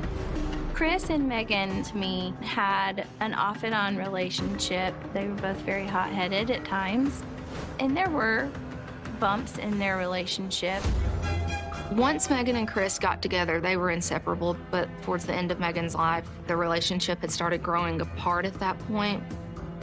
As far as Chris is concerned, it was just the only person that was with her on a daily basis. That was the only thing that made sense. As detectives prepare to bring in Chris for questioning, a fresh lead comes in. The Bedford County Sheriff's Office had located her car. So I had picked up and rushed to where the car was found at. The car was sitting out in a rural area between Tullahoma and Shelbyville, Tennessee, approximately 15 to 20 miles away from the crime scene where Megan was found. This is an odd place, odd way to leave a car. The car was, that of any young person's. It was cluttery, but there was none of her personal effects. Investigators do find one item that grabs their attention. There was a note in the vehicle in a girl's handwriting about where Megan was going. It was directions on how to get to an address. The next thing was to find this address, but there was no address that fit the note. The directions were to a fictitious place. In talking to her mother, I learned that she had left to go to this job. Was this the directions that she was given? Did someone lure her here with the intention of doing harm to her? The way this thing was shaping up is that she was abducted where her car was found. She was killed somewhere else and was found on Awalt Road. We just sealed that car off and sent it on to the crime lab for DNA testing. Investigators then head to Megan's apartment to talk to her boyfriend, Chris. The boyfriend was the first person we looked at. He was distraught. On the night of the murder, Chris had told us that he had left for work, and she had told him before he left she had accepted a job by phone that a girl she had went to school with recommended her for this job, and that she would return in the morning. And in fact, she didn't return. And he became worried, and he had reached out to her mother. Following up on what Megan's sister, Carrie, had told them, detectives asked Chris if he and Megan had been having any problems. Chris described him and Megan's relationship as a good relationship, that they had their ups and downs like anybody else, but that he would never hurt Megan. Detectives are suspicious he might be hiding something. Why else would Megan's sister point the finger at him so readily? They asked Chris to come down to the station for further questioning. We interviewed Chris, and he was visibly shaken. When pressed about his relationship with Megan, Chris changes his story. He was quite honest. He said, that they didn't have the best relationship, that, it'd been somewhat strained. He felt like that maybe she wanted him to have a better job or maybe be more career-orientated. Megan was getting ready to graduate college and start her career, and I don't think Chris was there at that point in his life. He was still, wanted to be young.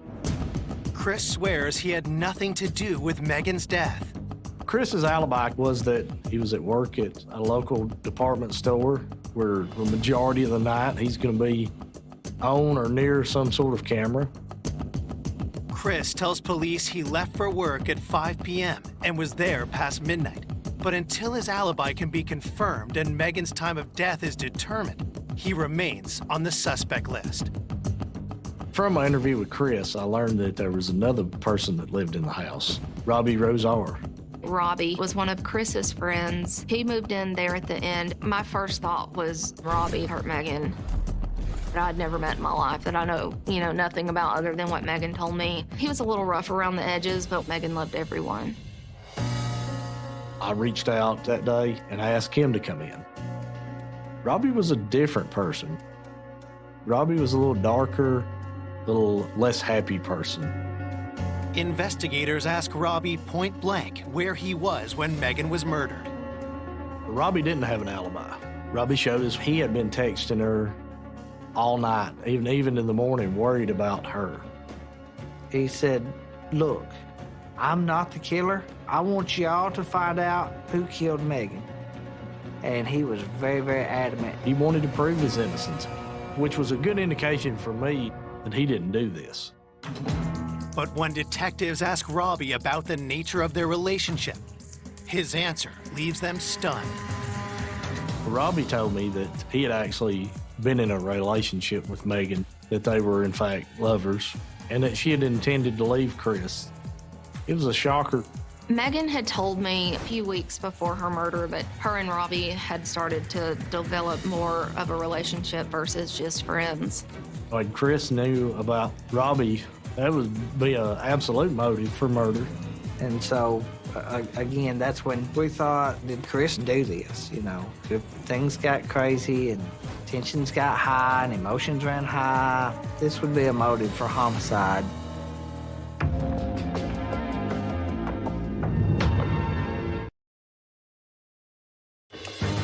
A day after 24-year-old Megan Sharpton was violently killed, detectives suspect jealousy could have motivated her murder.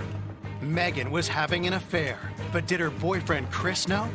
When someone is murdered like that, you always think it's got to be someone close to her. It's got to be like a jilted lover.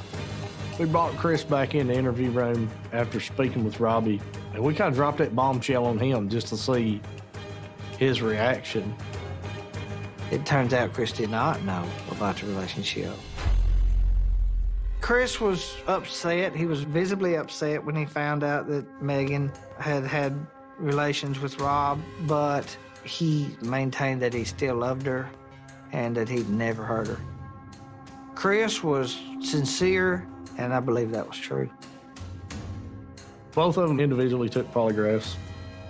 The questions asked were very pointed. You know, did you cause Megan's death? They were very straight up. They both passed.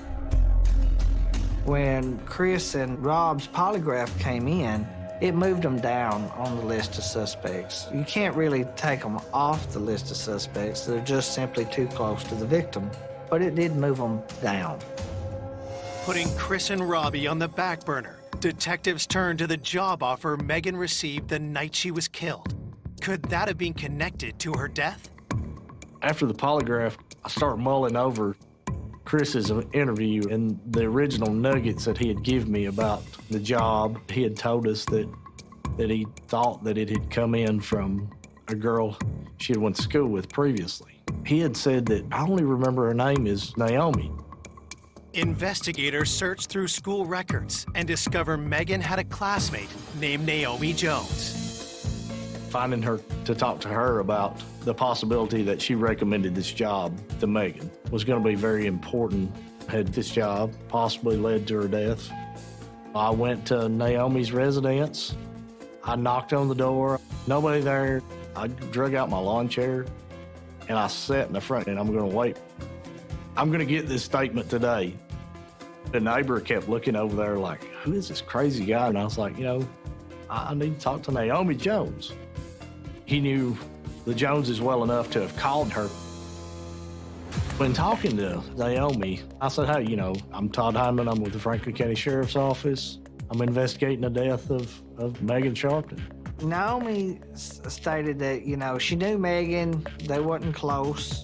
She went to school with the year before in nursing school. I learned that they rode to clinicals maybe once together, and she offered up the fact that her husband had drove them. Further talking to her, I learned that she didn't really like Megan for whatever reason. She was very to the point and said, you know, I wouldn't recommend that girl for anything. Naomi says she has no knowledge of Megan's job offer or her death. While investigators consider their next move, the autopsy report comes in, and it contains a surprising detail. The cause of death was a gunshot wound to the face and blunt force trauma. She was burned, so the soot had kind of hid the wound. Megan was shot with the medical examiner's office believes to be a .22 caliber round. Her skull was broken in several pieces. It's very possible she was hit with a pistol and shot with a pistol. The autopsy revealed she was deceased at the time of the fire. She was purposefully burned in an attempt to hide evidence. The autopsy indicates the fire was set shortly before Megan's body was discovered at 1:18 a.m. on July 2nd. Her time of death was likely before midnight. Her last moments alive were pretty terrifying. The report also confirms what police suspected at the scene. The doctor that performed the autopsy said that there was a presence of sexual assault. There was DNA present. I started feeling like there could be a resolution more quickly with that piece of evidence. The DNA is rushed to the crime lab for analysis. Then, 2 days after Megan's death, detectives get another possible lead. July the 4th, there was a guy in the creek fishing who found Megan's purse along with her driver's license, social security card. We never did find her cell phone. Megan's cell is still missing, but investigators order her phone records, hoping they might point to her killer. As the days start to pass by, Megan's family becomes anxious for answers. 10 days after they found her body, we decided to raise a reward for any information leading to the killer of Meg's case.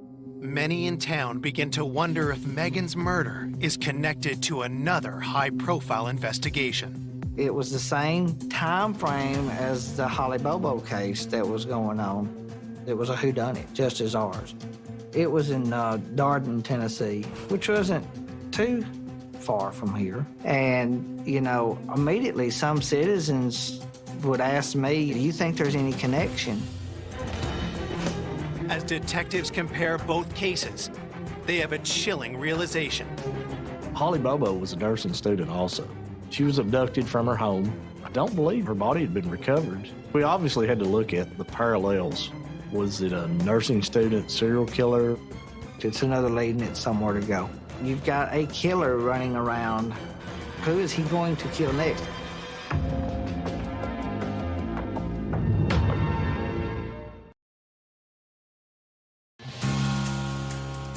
Two weeks after Megan Sharpton was murdered, investigators are searching for a link to the unsolved disappearance of another nursing student in a nearby town a year earlier.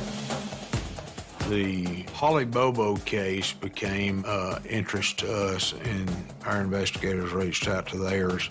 There was concern that we may be dealing with a serial killer. While detectives from both cases work together to establish a link, rumors sweep through the community. I was terrified to go out at night. I didn't like going places I wasn't familiar with, and I lived in fear almost of just everyone. With Megan's killer still at large, the sense of loss begins to overwhelm her family. I was really hoping that it would be solved pretty quickly because it was consuming Mom minute by minute. I could feel her emptiness when Megan passed away. She was never the same again. It absolutely became a mission. I know if it had been my child, I would want somebody to have went that extra mile, to work that extra hour, to find the resolution to what had happened. Finally, 3 weeks into the investigation, police get the results from the forensic search of Megan's vehicle. It came back with no evidence. They didn't find anything that shouldn't have been there. There was nothing of value found. Detectives hope tests on the DNA found inside Megan's body will yield better results. Her approximate time of death was before midnight, so investigators circle back to her boyfriend's alibi. He said he was working at the time that happened. Chris was working as a cashier on the evening shift. We go back and pull the video. He was in the store when Megan had been killed. This is not our guy. Chris contacts police with a lead that sends the investigation in a new direction. The original phone call about this job opportunity came into an older phone that Megan had. Chris is able to locate the phone and shows it to detectives. He was able to go back and find a number that he believed had called proposing this job. When investigators run the phone number, they get a surprising result. It was what we refer to as a burner phone. The burner phone, the fake address, and the suspicious job opportunity all add up to what detectives suspected early on. She was going to a fake job interview. So if we could track that phone down, we could get to very possibly who the perpetrator was. Because burner phones don't require a registered name, the number doesn't lead to anyone. So I was able to at least track the phone to being sold at the department store here, and I called their loss prevention person. I was like, well, can you pull every one of these sales that was done? There was like 11 or 12 burner phones purchased, and we pulled video. We started looking at the males and the questionable ones, and just, you know, who looks like the most suspect person in these pictures. One of the people paid for their phone, that burner phone, but they had their cell phone out on the camera. And just the demeanor and that just really caught Todd's attention. It caught my attention big time. He's already got a cell phone. He's buying this burner phone for a reason. We were able to use the video from the department store to follow him from the purchase, out the door, into the parking lot. Almost off camera, we saw him approach a red pickup truck. Why would you park that far out unless you were trying to avoid detection? I take the pictures of this guy and I circulate it at other departments. Within minutes, I had an identification of who this was. This guy's name was Timothy Gifford. Timmy Gifford is a local drug dealer, not the most honest person around. I put the word out that I need to find Mr. Gifford. I felt like he was our guy or he was involved. Officers soon track Timmy down and bring him to the station. We set him down in the interview room. I show him, the picture of him buying the phone. We told him straight up, you're the killer, and we're going to have your DNA. And Timmy was, he was stressed out. He was like, I'll tell you everything I know. I didn't do this. It wasn't me. Timmy says he doesn't know Megan and denies speaking to her. When challenged about the burner phone, he tells police he bought it a month before the murder for someone else. He's like, Donnie Jones. I was like, you gotta be kidding. Donnie Jones was a police informant. Donnie had been a bad boy for a long time. He had a very long rap sheet, thefts and drugs. Donnie Jones had served time before, and he had been accused of rape before. That right there was a real turn in investigation. At first, detectives struggled to see how someone like Donnie could even be connected to Megan. We found out that Donnie was married to Naomi Jones. That was another nugget that was very interesting. Detectives had already talked to Naomi earlier in the investigation. She told police she did know Megan, but she had never recommended her for a job. Naomi was somebody that Megan went to school with. They would carpool with each other occasionally. And we found out that Naomi's husband, Donnie Jones, would drive them if the weather was bad. Naomi's connected to a male with a criminal history, and he knew Megan Sharpton. There was a lot of aha moments in this case, but we're going somewhere. We've got something here.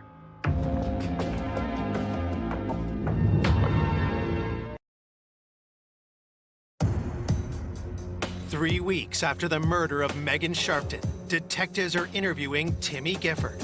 He tells police he bought the burner phone for Donnie Jones and divulges important details about the red truck seen in the surveillance footage. Timmy Gifford said that the truck was Donnie's and that a few days after the murder, he had replaced all the interior. And I was like, ooh, that's probably my murder vehicle right there. The carpet has been replaced. It's been completely detailed. That is a clue that you may be on the right track. Timmy also tells police Donnie traded the truck to his brother a week after the murder. Everything is pointing towards Donnie Jones. As quick as we could, we got the search warrant, and we took the truck directly to the TBI crime lab. Investigators have zeroed in on Donnie as a suspect and quickly pay him a visit. In his initial statement to me, it was something to the effect of, I hardly know that girl.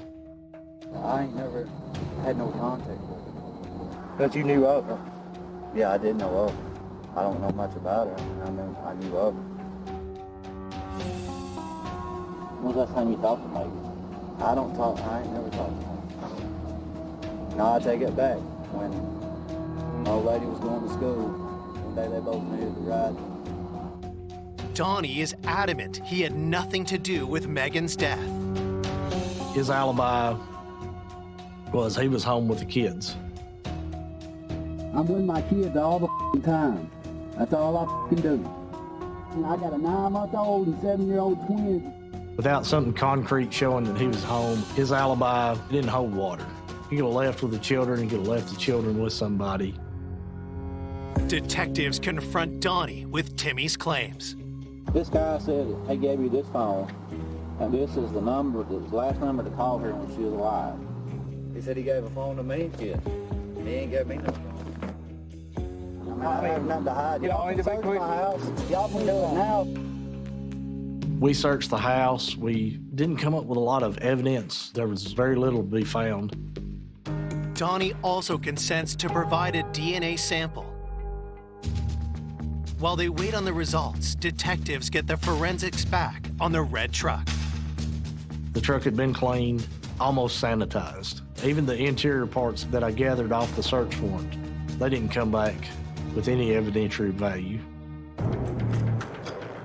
Megan's family is briefed on the new developments. I saw the video, surveillance of that person purchasing the burner cell phone. I saw somebody that none of us knew that had no association to Megan whatsoever. Todd had a name of the person who that burner cell phone was purchased for, and I just kind of shrugged my shoulders, like, okay, who is this guy? Nothing made any sense to me. 4 weeks after Megan's murder, the crime lab sends investigators the results of the analysis on the DNA from Megan's autopsy. We got a DNA hit. And the hit come back, and it's Donnie Frank Jones. A supervisor of mine called Donnie up, and he's like, hey, I need to meet with you. Donnie comes down to the station where detectives confront him. I said, did you and Megan Sharpton ever date? No. Did you and Megan Sharpton ever just hook up, one night stand, party or something? No.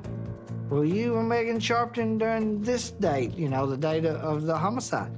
No. And then Todd asked, why would your DNA be inside of her? And it was just, his face went, he just couldn't believe it. He got very, very, very irate, mad. After he had a moment, Donnie said, I just had sex with her. However, his initial statement of he had never been around her other than that one time kind of put him in a corner. Detectives don't buy Donnie's story, but they'll need something more concrete to press charges. All we can prove right now is he had sex with her. That was a concern of the district attorney, is that, a consensual relationship could have left that evidence behind. Investigators have no choice but to let Donnie go. It was really frustrating for me. I was in complete disbelief. It was infuriating that he said it was consensual, and so he was allowed to walk free as they put the pieces together.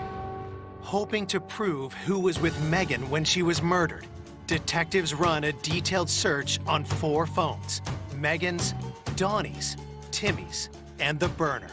We asked for cell phone GPS analysis. They can take some technical data and plot it out on a map and show you to some certainty an area where a phone call was made.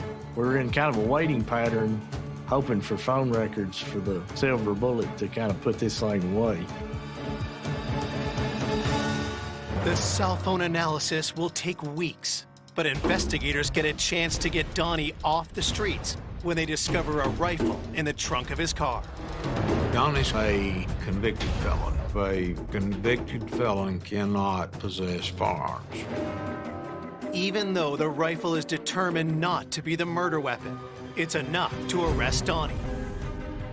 Now detectives must establish if he killed Megan Sharpton. We got him into custody. We had the DNA, but at the same time, we needed more. We need as much as we possibly could get. It's all theoretical until you can prove he murdered her. 4 months after Megan's murder, investigators receive the detailed phone data and find a clear link between Megan and her killer. And I was just ecstatic. It's hell yeah. I met with Kelly, and I told her in person, I know who killed your daughter.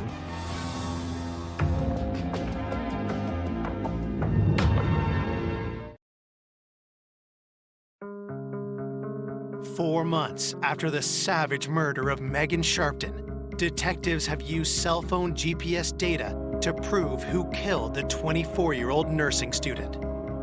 That's Donnie Jones. On the night of the murder, the burner phone, I will refer to it as the murder phone, and Donnie's phone, they were in or about the same location. Timmy's phone is not involved. The murder phone and Megan's phone are talking to one another. And the cell phone records will show they were coming in contact with one another, and then they both stopped where her car was found. And I think at that time is when she was abducted. Using the cell phone data, we was able to show that at first that Donnie was close to the place where we believe she was abducted at. Then that he was close to the place I believe that he killed her at, and then that he was close to where the body was found. Donnie's family owns several farms in that area, and that's where we felt like that she was murdered. They give us permission to search that area, and it's an extremely secluded place. Investigators make a telling discovery. There was a burn barrel there that caught my eye. I found a purple scarf with black stars on it. It was later identified by her sister, Carrie, as a gift that she had given Megan. I went from an absolute whodunit to this guy might have done it to, oh, this guy definitely done it. The overwhelming evidence is what made the DA take that step to indict him. I was elated. I went to the Coffee County Sheriff's Department and had him brought up, and I arrested him. On November 5th, 2012, Donnie Jones is charged with first-degree murder, rape, and 2 counts of aggravated kidnapping. One attorney, that was it. He had no more to say. Never would I have thought it would wind up like this. When Donnie was charged, Mom, she was still pretty overwhelmed, but it was a relief to start learning that we were going to get the details of what events led up to that day. Based on the evidence collected, investigators pieced together how Donnie lured and then murdered Megan. It paints a disturbing picture of a calculating predator. So while looking into the murder phone, we started backtracking all the numbers that it had called. And there was a pattern. Everyone that was called with that phone was someone that was sitting with the elderly or doing some kind of nursing in-home service. The murder phone was used just seeking out a victim.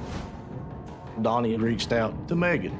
He knew well enough to go in his wife's phone and get her number out, and that's how all this started.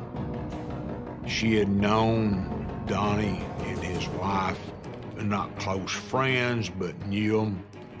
She answered that call from Donnie. Megan was on her way to a job that didn't exist. The directions she had got were not good. She had to call our suspect. He met her, at which time he abducted her and went back to one of the family's farms. Megan Sharpson's last few minutes of life was pure hell and panic and fear. He raped her and shot her. Megan was beaten prior to being killed. He moved her from there to where he set her body on fire to try to hide his crimes. And then he went home and acted like nothing happened. Donnie Jones is just a cold-blooded killer.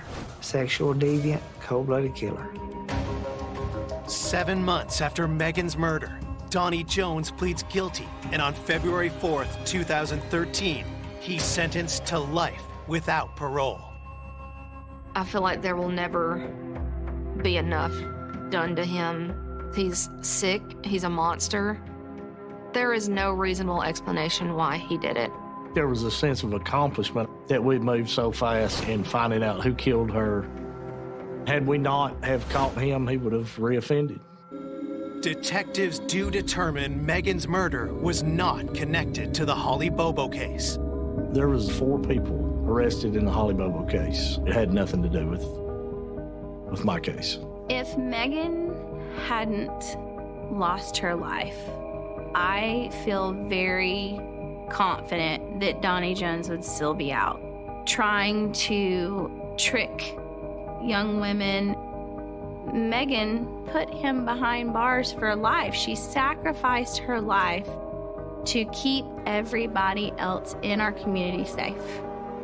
Despite getting justice for Megan, the Sharpton family suffers another tragedy just 9 months later in November 2013. mom took her life 16 months after Megan's death. Her heart was just incredibly broken, and she made the choice. She wanted to be with Megan. Yeah, he essentially killed them both. Sure did. Our family time, that's when I missed her the most. I missed that laugh. If you just heard Meg's laugh, you would be having a much better day. I miss those specific moments, those milestones that she's not gonna get to be a part of. I thought Megan and I would be friends for, on into adulthood. We were supposed to be together forever, as best friends, as sidekicks. She was not someone you could forget. There was a memorial placed on the side of the road where she was found, and it's this beautiful giant star sculpture. It's very cool, and Megan would absolutely love it.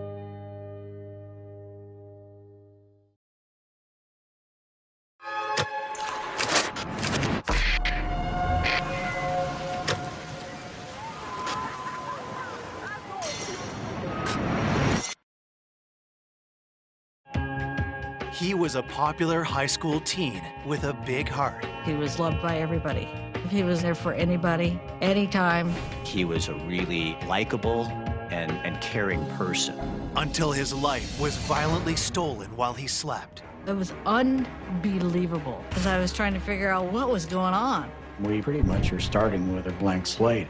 It was really a whodunit. Don't have a lot of answers. Detectives unearth a world of deceit and intimidation. She said if he would have just kept his mouth shut, this never would have happened. There were two teenagers bragging about being connected with a homicide. He was already in custody, so was this something that he had orchestrated? To reveal a sinister plot. A fisherman contacted the police department and said, hey, I found this gun. So that was a twist where you never would have expected that. The whole scenario was crazy. And discover a mastermind no one expected. We were dumbfounded, like, what just happened here? I don't think anybody thought that this is how it would end. I felt totally betrayed. I wasn't just shocked, I was floored.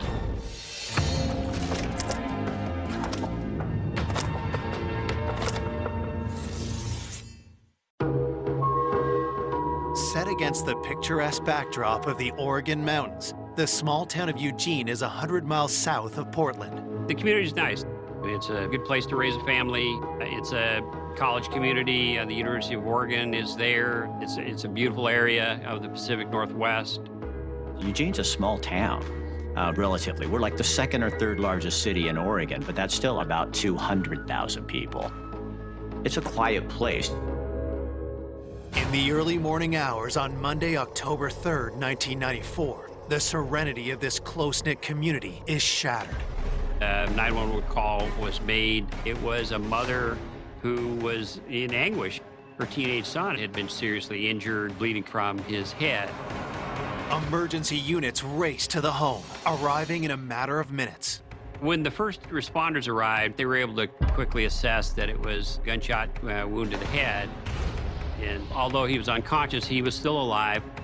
As paramedics battle to save the teen, police arrive to investigate the shooting. Janice Itura identifies the victim as her 18-year-old son, Aaron Itura. Aaron Itura was almost immediately transported to the hospital. As detectives get to work, they need to determine who would shoot a teenage boy and why. In short order, we're preserving the scene, beginning to document it with photographs, and start gathering information. His bedroom had been partitioned off inside the attached garage of the residence. He had furnished it or decorated it as, typical teen male would. He had been in bed asleep with a girl that he was dating at the time. We knew he had sustained a devastating gunshot wound to the head. The girlfriend who was lying beside him was unharmed. Police ask her to wait with the family while they continue to investigate the crime scene. And a fragment of the bullet was found at the scene. It seemed like the caliber of the gun was a .38 caliber. The weapon is nowhere to be found, and there's no sign of forced entry to the home. Somebody had just opened the garage door. It wasn't locked. There's nothing of value missing. Detectives wonder if the attacker could have a personal motive. If somebody had a gun and they went in there to steal property, but the people woke up and discovered them, you would expect both people to be shot. The fact that one person wasn't shot and the other one was would indicate that there's a motive to single that person out. With the crime scene yielding little information, detectives question those closest to Aaron, his family and girlfriend, who were at the scene of the crime. I mean, it was a really whodunit out of the blue. Don't have a lot of answers. The police department were still trying to figure out what happened and who was involved. The detective questions how Janice came to find Aaron. Aaron had gone to his room, and his girlfriend and Carrie was spending the night. And then all of a sudden, about 1:30 in the morning, I hear screaming. So I went out to the bedroom, and here's Aaron on the bed, and his girlfriend Carrie's just freaked out. And I looked at Aaron, and he had a big old gash on his head. Then I saw blood. I called 911, and then I just grabbed him and I held him for a while. I was trying to figure out what happened. Aaron Itura was born on December 28, 1975. He was the oldest of 5 children, raised by single mom Janice. Aaron was a good kid. He was there for anybody, anytime.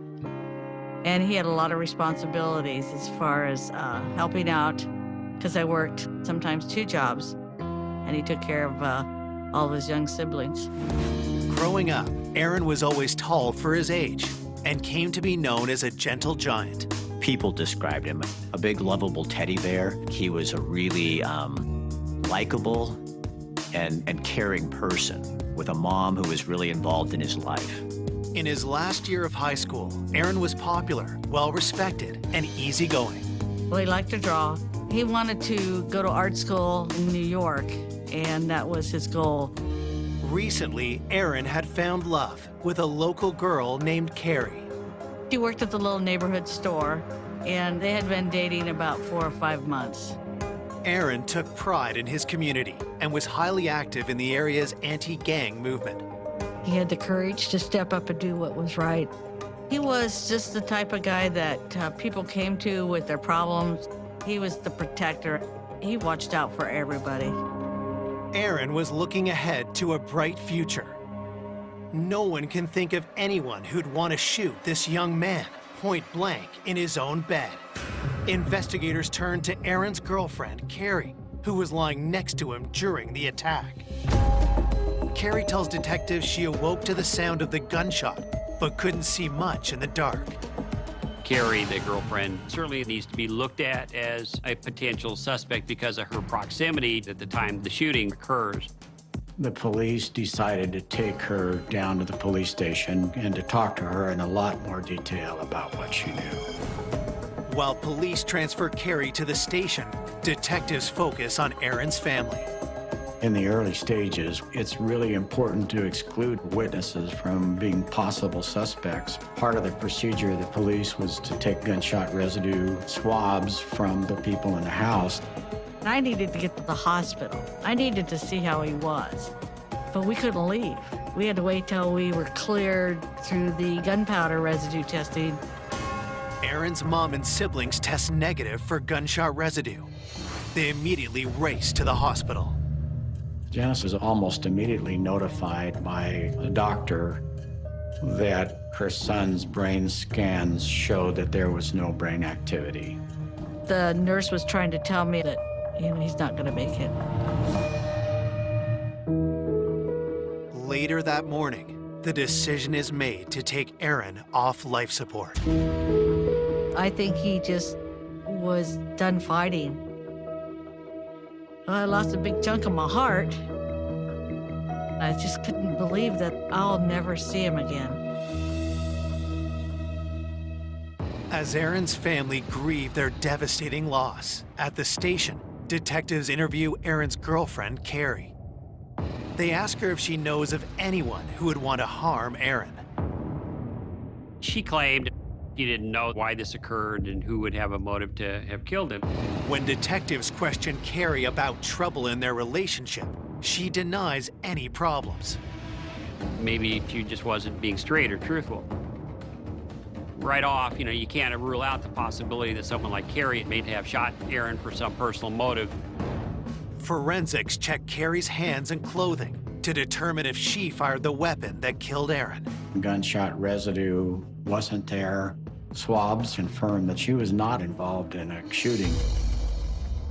With Carrie ruled out as the shooter, police ask her if anything unusual happened that night. She tells police about a mysterious phone call Aaron received just hours before the crime. Carrie had mentioned a call had been made to the house. It was some girl, just wanting to know if Aaron was there. And then the caller hung up. Investigators have Carrie walk them through the moments before Aaron was shot. She said that she was laying next to him. They were both fast asleep when she was awakened by some noise, which, as it turns out, was a gunshot. Then, Carrie reveals a crucial detail. Carrie becomes a key part of the investigation. She mentioned that she had seen who did it. Coming up, the investigation takes a stunning turn. What we learned indicated that they knew a lot more about what happened than what they'd said originally. And unravels a tale of betrayal. And I'm just like, did I just hear her say what I think I heard her say? There was almost something pathological about their relationship.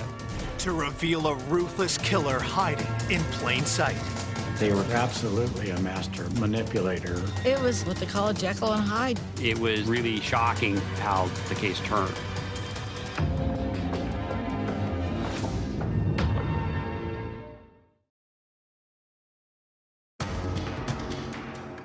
Police are investigating the murder of 18-year-old Aaron Itura, gunned down in his sleep. Aaron's girlfriend, Carrie, is the sole eyewitness to the crime, and police are hoping she can provide them with a lead. The police department are still trying to figure out what is the reason why he would be singled out and killed. Detectives continue to question Carrie about the details surrounding the murder. Carrie provided information to the police that it was two killers. She believed they had their faces covered with bandanas and their hands covered, so she could not get a good description of them. She was able to identify them as young males, but not much beyond that. But who could the two masked assailants be? Police ask Carrie if she can think of anyone in her recent past who would want to harm Aaron. She might have had a jealous ex-boyfriend who might have had a grudge against Aaron that she would have been aware of. And so we were exploring all of those avenues to find any potential connections. After interviewing Carrie, police dig into her background and find no serious ex-boyfriend or anyone else that could link to the crime.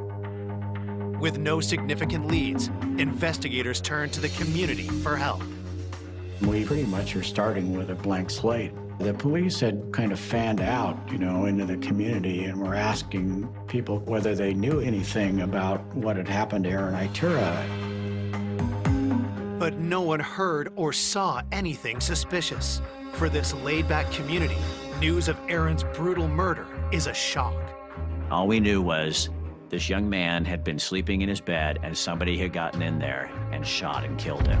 We were dumbfounded, like, what just happened here? This is Eugene, Oregon. You don't have young people being killed right in their home, in their bedroom while they're sleeping. And people were scared. Detectives begin to look at Aaron's work with the anti-gang group. Had he made some dangerous enemies? Law enforcement was certainly concerned about gang activity. There was a sense, anyway, that Aaron, he's been at these anti-gang task force meetings, and now this kid has been shot in the head. So it certainly raises questions. Police learned that Aaron had been working closely with local anti-gang activist Mary Thompson. A lot of people knew who Mary Thompson was. She was wanting to sound the alarm about gangs in Eugene. And she established herself as kind of the citizen voice among law enforcement and other agencies dealing with that. She was a working mom with a teen, her son Bo, who was getting in and out of trouble. Mary Thompson was involved in publicizing the threat of gangs. How that developed for her was that her son, Bo, who was 16 and had gotten involved in some gang activity and serious crimes. She said he's a member of a local Crip gang, and if it can happen in my family, it can happen in any families. And oftentimes, she was going to various schools and in the media for an anti-gang sentiment.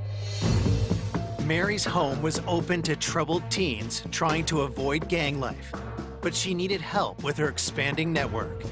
Aaron got approached in school about assisting with the community outreach. He took that role seriously.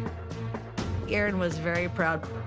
Sometimes I could hear him talking to his sisters about, you know, I've got to do this. I'm going to help some kids someday, and Mary's on the right track. I thought she was amazing. Here's a woman that's 40-some years old, and she is out with Aaron, making people aware, because most people in this town had no idea that this was going on. The day after the murder, investigators pay Mary a visit, looking for a lead. She was shocked that Aaron Itura had been shot and killed, and more than willing to try to help in any way that she could. She offered a whole list of names of people that she knew were associated with him. Then, Mary shares a disturbing detail. When the police went to talk to Mary Thompson, she told them about a gang member from Portland that was a Crip that had stopped by her house looking for Aaron Itura before the homicide. And she identified him by the name of Sonny and said what kind of car he was driving. And this gang was dangerous. He wasn't somebody that she previously knew, just that he had showed up and was inquiring about Aaron. Where does he live and what can you tell me about him, sort of thing. Her information is that people in the gang life up in Portland were upset because of Aaron's cooperation in anti-gang efforts. Given the proximity of when this had occurred to Aaron's death, you couldn't ignore that this might all be coming out of people in Portland. She provided a general description of Sonny and of a car that he was driving. He wasn't on our radar. So the information about Sonny was documented and passed on and shared with the Portland Gang Bureau. While Portland's gang unit tracked down Sonny, Eugene police talked with Aaron's friends. Had Aaron been concerned for his own safety before the murder? They said before the homicide, Aaron Itura told them a story about a gang member wanting to do harm to him. But there's not a lot of information. This could be significant. This might, in fact, be gang-related. So we were looking for the active gang member of Sonny.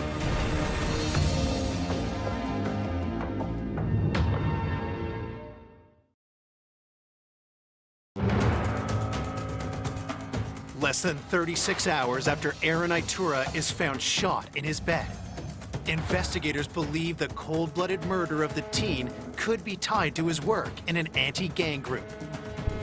According to Aaron's mentor, Mary Thompson, a gang member named Sonny had been looking for him.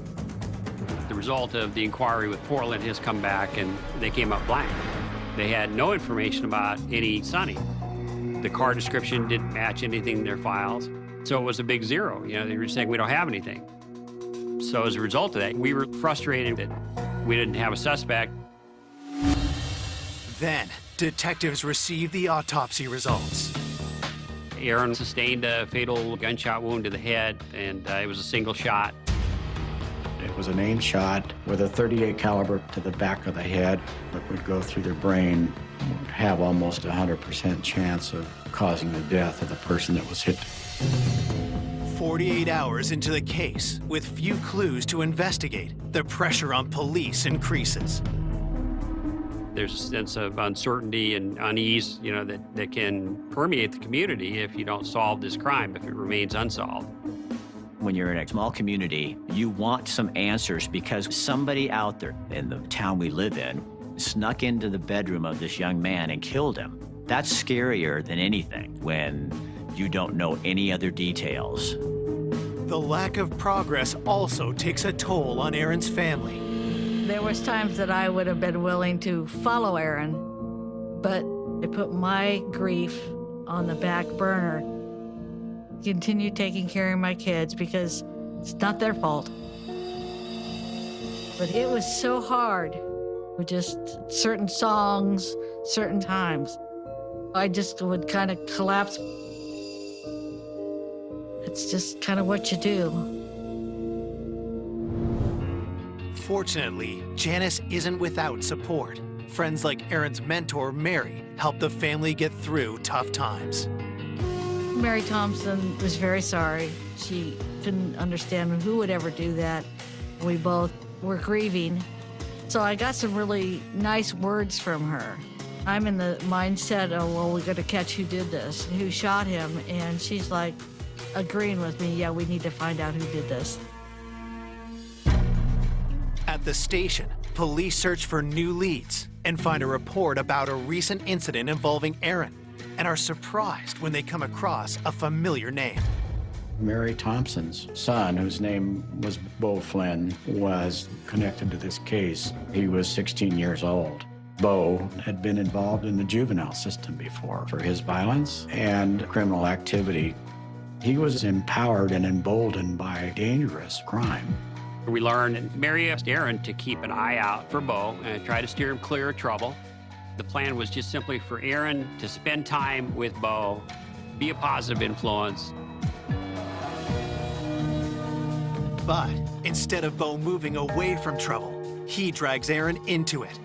3 weeks before the murder, they have a dangerous encounter. Bo and Aaron were in West Eugene and encountered some other youths. And one of them had some prior issue with Bo. Bo suspected that this kid had snitched him off, or they got into an argument or whatever it might be. The confrontation escalated. Bo, who was carrying a knife, produced the knife and ended up cutting the other kid. Patrol officers arrived and they both were arrested. Aaron went to the Lane County Jail. They had to go down and get him. And I was so mad at him that I said, you're responsible for your actions. But he did know right from wrong. And he was not afraid to stand up for what was right. Then, Aaron makes a risky decision to testify against Bo. Aaron was killed on October 3rd, just 2 days before he was due to give his witness statement. Was this the reason for Aaron's murder? We consider the possibility that Bo was involved in the killing, especially as this potential motive emerged that Aaron was a witness in a pending case against Bo that would result in him being incarcerated potentially 3 or 4 years. Investigators pay a visit to Bo, who's in custody at the state's juvenile facility for the knife assault. He was already in custody at the time that the homicide occurred, so was this something that Bo had orchestrated? When detectives interview Bo Flynn and ask him what happened, Bo Flynn says, I didn't do anything, I don't know anything about it. At the time, there wasn't any credible information that developed that suggested that he had orchestrated this crime. The police don't have any evidence that gives Bo's role in the commission of this murder. Having lost Bo as a viable suspect, detectives are at risk of hitting a standstill in the case. But then, Aaron's mom contacts police with a disturbing new lead. I told him that somebody heard a couple of other people at the high school were talking about how they were going to take care of the big guy. And we all knew the big guy was Aaron because he was the biggest kid at Willamette High School. We also were hearing rumors that there were 2 young gang members involved in the community bragging about being connected with a homicide. Police dig deeper into these rumors, turning to Aaron's friends for more details. When we're talking to kids that were associated with Aaron, we're just trying to find out, what do you know and who could have done this? Jim Elstad and Joe Brown had been identified as part of this loose-knit group of kids that were often frequenting the Thompson residence. And they were kind of on the fringe. The information persisted that both admitted and talked about the murder itself. They were saying that they had done the killing. They were proud of what they'd done. These kids needed to be contacted. Even as we were working it was really shocking how the case turned.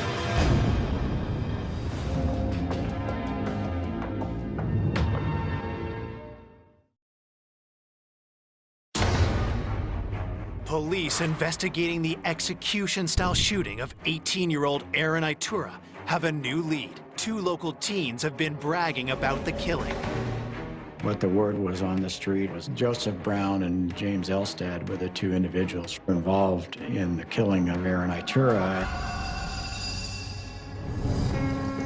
I knew they were friends of Bo's, but these kids were Aaron's friends as well. Jim Elstad grew up with my kids. His little brother was my daughter's best friend. And hearing that he would even be involved was just bizarre, but that's what they were saying. We were told from the circle of kids that were being identified and contacted, said that Jim Elstad and Aaron Itura had been friends at one time, and that most recently, leading up to the homicide, that relationship had soured. So, a source of friction that should be explored and investigated. Joe Brown and Jim Elstad, they didn't appear to have criminal records, so there wasn't a whole lot to go on. Before police can speak to the 2 teens, they get a surprise visit from Mary Thompson. She indicated that she also heard that Joseph Brown and Jim Elstad might have been involved in the homicide. But what Mary reveals next stuns the detective. The homicide happened on October 3rd in the early morning hours, and she tells the police that both Elstad and Brown ended up coming to her house after the homicide and telling her that they had killed Itura. Acknowledged that she hadn't been entirely candid with us from the beginning. Her explanation for that was, well, I just didn't believe it. I just couldn't imagine them doing it. I wasn't seeing anything in their demeanor that suggests that they had done this homicide, and so I didn't volunteer that information up front because I didn't think it was credible at the time. But now Mary believes the 2 teens could have been telling the truth. Armed with this new information, police bring Jim Elstad and Joe Brown to the station for questioning. When they were interviewed, both of them denied any knowledge of the homicide. Elstad and Brown had agreed to take polygraphs as a way to clear themselves of suspicion. And so they were each polygraphed that same day, and both flunked. Detectives grill the teens for hours, and eventually they break down and confess. Brown and Elstad finally acknowledged that they had been involved and had done the homicide. To understand how Aaron Itura was killed that night, police have Joseph Brown recreate the murder at the crime scene. He had agreed to come back and do what we call a walkthrough, where you're basically doing a videotaped statement and you're describing, and in some instances you might even enact, what occurred. Joe tells police he was the lookout, and Jim Elstad was the one who shot Aaron. But what was their motive? Gradually, what emerged was they were upset because their homie Bo, was at risk of being incarcerated further because Aaron was cooperating with the police and was willing to testify against him in this knife incident. In their statements, Joseph Brown and James Elstad took personal responsibility for the homicide. They did not say that their activities were at the direction of Bo. Detectives need something concrete to corroborate their story, so they ask about the murder weapon. When police ask Joe Brown what happened to the gun, he tells them it's in the river. After the homicide, Joseph Brown throws the gun into the river to dispose of it. Police search the river for the gun, but can't find it. The fact emerged, that we were looking for the weapon. A fisherman contacted the police department and said, hey, I don't know if it's connected or not, but I was fishing that stretch of the river and I found this gun. So a patrol officer is sent out and takes possession of the gun from him and books it into evidence.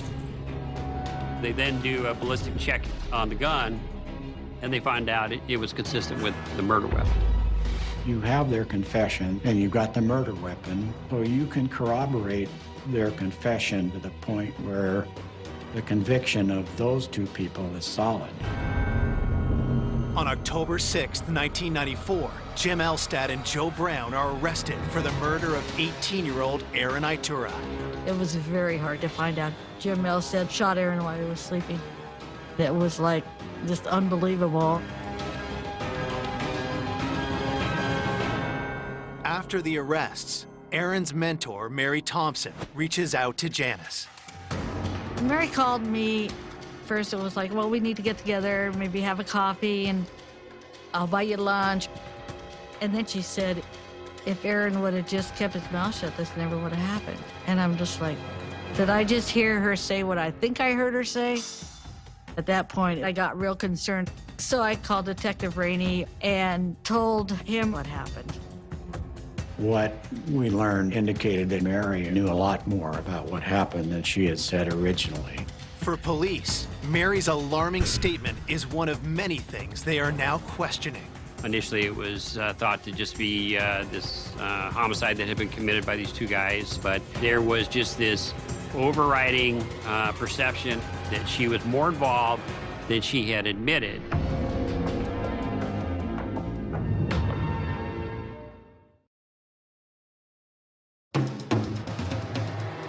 Less than a week after 18-year-old Aaron Itura was shot to death in his bed, former friends Jim Elstad and Joe Brown are charged with his murder.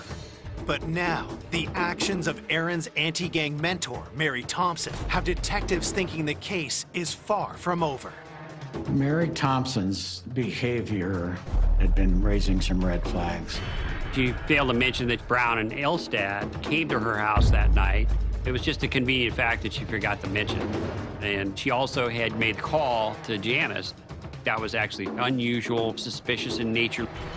At that point, the police decided to take her down to the police station and to talk to her in more detail. Investigators want to know why Mary withheld information surrounding Aaron's murder. In that interview, she talks about being extremely angry with Aaron Itura after he informed on her son about the knife fight. But she didn't want him to be killed. Do we know for sure that she's implicated in the murder? No. Can we prove it at that time? No. Since police lack solid evidence that Mary is involved, they let her go. With the killers behind bars, Aaron's loved ones gathered to say their final farewells. It was one beautiful, beautiful day. High school kids, teachers, counselors, they all showed up. Mary was there as well. And there was probably 2,000 people. People I didn't even know were there. Aaron was loved by everybody. 5 days after the arrest of Aaron's murderers, police are still troubled by Mary Thompson's unusual behavior, so they dig deeper into her past. 10 or 15 years prior, there was some other events in Josephine County, which is a county in southern Oregon. She had identified herself as being a person that was working as an assistant to prosecuting the drug trade. And it turned out that she was a methamphetamine manufacturer at that time, and that she got caught selling methamphetamine. Looking at Mary Thompson's past, she was engaged in criminal activity. It was definitely shocking. She was a crime fighter that the community trusted that had engaged in that kind of behavior. So that was a twist where you never would have expected that. Mary's history proves she's capable of lying and manipulating to get what she wants. Now investigators wonder what she's capable of in connection to this case. As we knew and learned more about her, it was pretty eye-opening, shocking even to investigators. Part of the picture that emerged about Mary was her relationship with her son, Beau, and how protective she had been of him. She'd had a bunch of relationships in her life that had not turned out, and the only one that stayed with her was Beau Flynn, her son.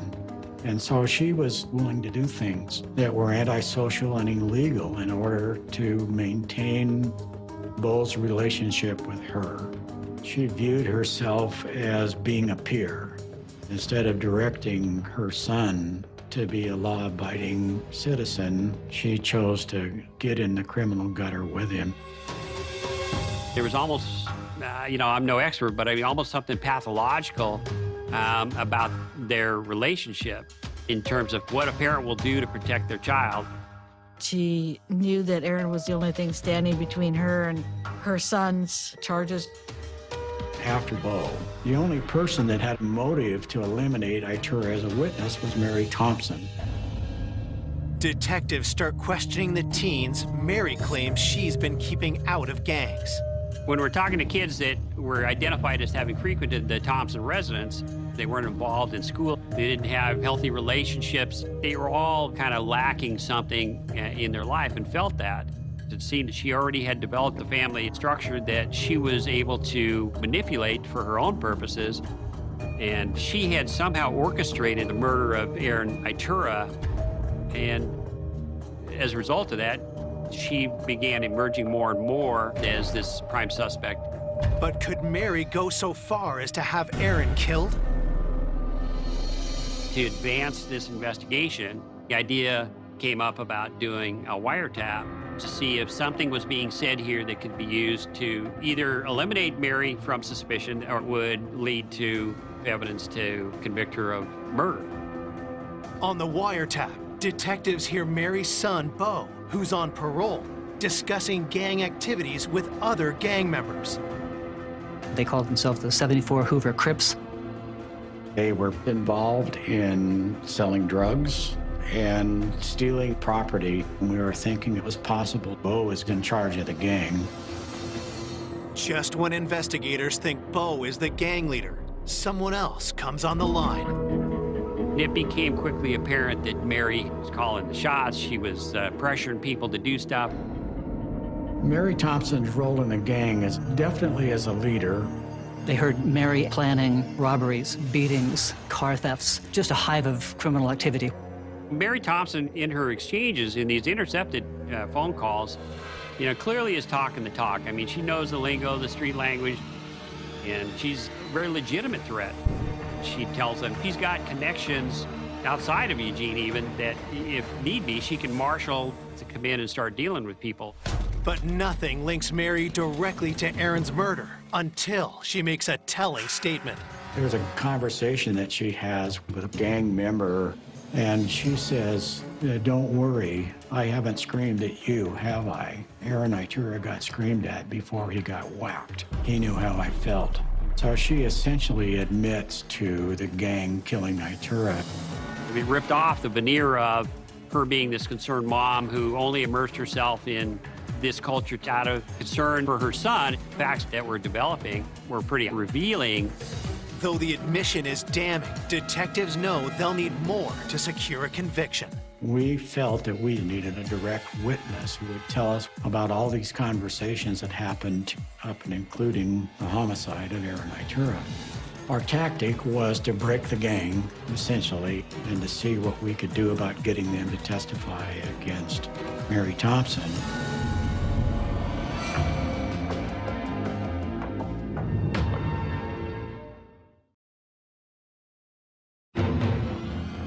In the cold-blooded killing of Aaron Itura, police have arrested 2 young gang members. Now, wiretaps have revealed Aaron's anti-gang mentor, Mary Thompson, is actually a ruthless gang leader. Mary Thompson became a prime suspect in the case, and the wiretaps were really instrumental in revealing the extent of the influence that Mary had. Investigators are now convinced Mary is behind the 18-year-old's murder. But to charge her, they need additional evidence. We arrested the gang for all of these crimes that they committed that we knew about during the wire, whether it was committing a burglary or stealing weapons. Investigators then question the teen gang members, hoping to get them to flip on Mary. The prosecutor thinks their best shot lies with one of the youngest members of the gang, named Lisa. We decided that we were going to give Lisa immunity on the condition that she testified about the gang and about the homicide of Aaron Itura. Lisa agrees to tell investigators everything she knows. It became pretty clear not only was Mary the leader of the gang, but when it came to eliminating Itura, the behavior of Elstad and Brown was guided by her. Mary was always saying that something's got to be done about Aaron. We can't let him testify against Bo, and that shifted to actually killing him. From Lisa's account of Aaron's murder, the missing pieces fall into place. The Friday before the homicide, there's a big meeting of the gang at Mary Thompson's house. Mary encouraged Jim Elstad to commit the homicide. On the night of the murder, Lisa's role is that she is the one that calls Itura's residence. And when Itura answers the phone, she hangs up on him. And that information gets communicated back to Jim Elstad and Joseph Brown that Itura is at his house and they should go forward and commit the crime. Mary tells Brown and Elstad to wait until everyone in the Itura home is asleep. 1:30 in the morning, when Aaron was in bed with our girlfriend, Carrie, they were both fast asleep. Brown and Elstad had snuck into the room, and Joe Brown was the lookout. And then Jim Elstad hadn't hesitated and fired once into Aaron's head. Carrie then was awakened by that noise. By then, Elstad and Brown had fled the garage. They go to Mary Thompson's house after having committed the homicide, and then Joe Brown gets taken to the river, and Mary Thompson takes him there to dispose of the gun. And this is kind of significant. That was even done at her suggestion. At the outset of the investigation, Mary Thompson went to police with information on Brown and Elstad in an attempt to throw police off her trail. Throughout all this, of course, Mary's trying to keep her fingerprints off of everything, so she's evading responsibility. But her influence, it resulted in Aaron Itura's death. Mary Thompson was absolutely a master manipulator. That was demonstrated many, many times. In February 1995, Mary is charged with aggravated homicide for her role in killing Aaron Itura. I was floored. I just had no idea that Mary could have been involved at that extent. It was just what they call a Jekyll and Hyde, you know. I felt totally betrayed by another mom. I don't think anybody suspected when she was teaching us about gangs that she actually was planning the whole thing. Everybody was trying to do the right thing by her and her crusades and her telling me how amazing my son was. And the idea that he would go out and help her and then find out that she would have murdered my son herself. In December 1994, Joe Brown and Jim Elstad received 10 and 16 years respectively after pleading guilty to the murder of Aaron Itura. Almost 2 years later, on June 4th, 1996, Mary Thompson goes to trial and pleads not guilty. Gang members testify in court, supporting the prosecution's case. They all eventually, came on board and were effective witnesses. After a 6-week trial, on July 23rd, 1996, the jury finds 41-year-old Mary Thompson guilty for her role in the murder of Aaron Itura. It's been such an emotional trauma on us all. It's like, it's not only me that she's hurt, it's not only my son that she's destroyed, it's my family, his friends, the kids involved, everybody. She's probably been doing this her whole life, but she didn't win. Mary Thompson is sentenced to life in prison for aggravated murder, among other charges, including hindering the prosecution. When you think of the level of deception that she perpetrated, and then ultimately to see her held responsible for that, that's a real satisfying feeling as an investigator. The whole case from beginning to end was unsettling. I don't think anybody would have gone into it thought that this is how it would end. Aaron's loved ones find relief in the closing of that dark chapter in their lives. They try their best to move forward, but thoughts of the good-natured 18-year-old are never far away. I talked to him daily, but my family was a whole unit. You know, you got one spoke missing. He was the protector. I always feel he's here. You know, he's around us. You know, he still had the courage to do the right thing. And he did the right thing in the end, even though it cost him his life.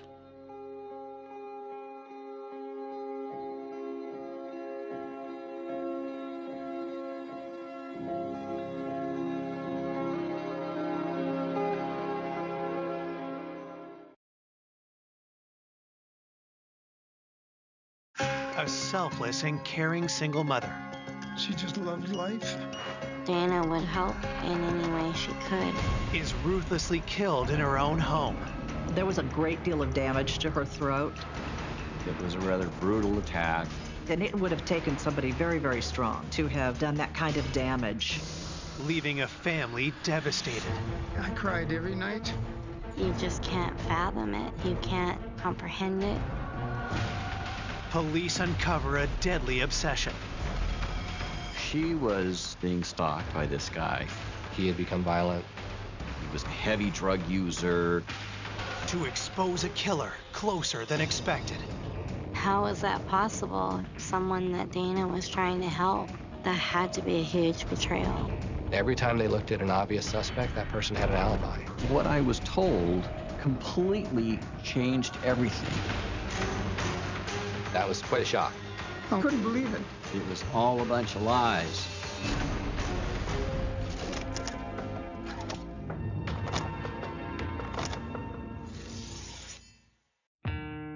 Puyallup, Washington, a charming and peaceful town at the foot of Mount Rainier. The city of Puyallup is about 30 miles south of Seattle, 6 miles east of Tacoma. It's just a nice little town. It's a community, a lot of families, parks. Has a small town feel to it. There's a lot of small businesses. The downtown area is easily walkable. It's a terrific little community. The tranquility is shattered in August 2001 when police get a call from a worried couple who cannot reach their nanny, Dana Laskowski, even after several attempts to contact her. We got a call from Dana's employers that she hadn't shown up for work. Her employers assured us it was very unusual for Dana to not show up. An officer is sent to Dana's home to investigate and arrives at 11 a.m., 3 full hours after she was expected to arrive for work. The officer arrived. He knocked on the front, knocked on the back door, and found the back door ajar. He walked in the back door, walked through the kitchen and through the house, and found an adult female who's deceased on the couch in the living room. Working off a general description, the officer identifies the victim as Dana Laskowski. The crime scene is secured until detectives from Puyallup PD arrive. When we found her on the couch, we see the position of her body, and that's unusual. Her one arm is underneath her head, her other arm is behind her back. She's twisted so that her waist is at an awkward angle. The awkward twist to her body is something that we don't normally see in a natural death scene. It just has a sense that it's a murder. We saw abrasions to the neck, and there was a small pool of blood at her mouth. We did see abrasions on her elbows and knees. The investigator's suspicions are confirmed. Dana was murdered. What it looked like was a strangulation that occurred on the couch, and then the offender simply left her in the position that we found her. Forensic technicians searched the living room for evidence. Primarily, the items that we collected were either hair or fibers, and then extensively processed for fingerprints. When we were processing the carpet, we discovered blood trail or spatter of some sort. The locations of those were believed to be consistent with the struggle. Investigators continue their work throughout the rest of the home. It looked to me like the house had been ransacked. It had a feel that it had been searched, where someone was looking for something. We discovered a basement window that had appeared to have been recently broken, and it was possibly a point of entry. One of the first things we're going to wonder is, was the victim murdered by a burglar that broke into her house during the night? Or was the murderer somebody that she had invited over the house? As they wrap up their work at the scene, detectives contact Dana's family to deliver the tragic news.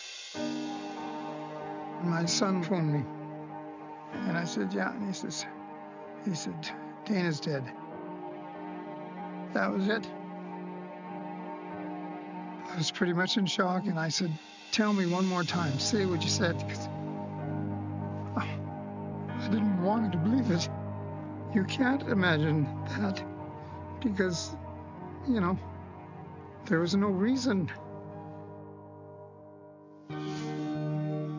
Born in 1965, Dana's childhood was filled with joy.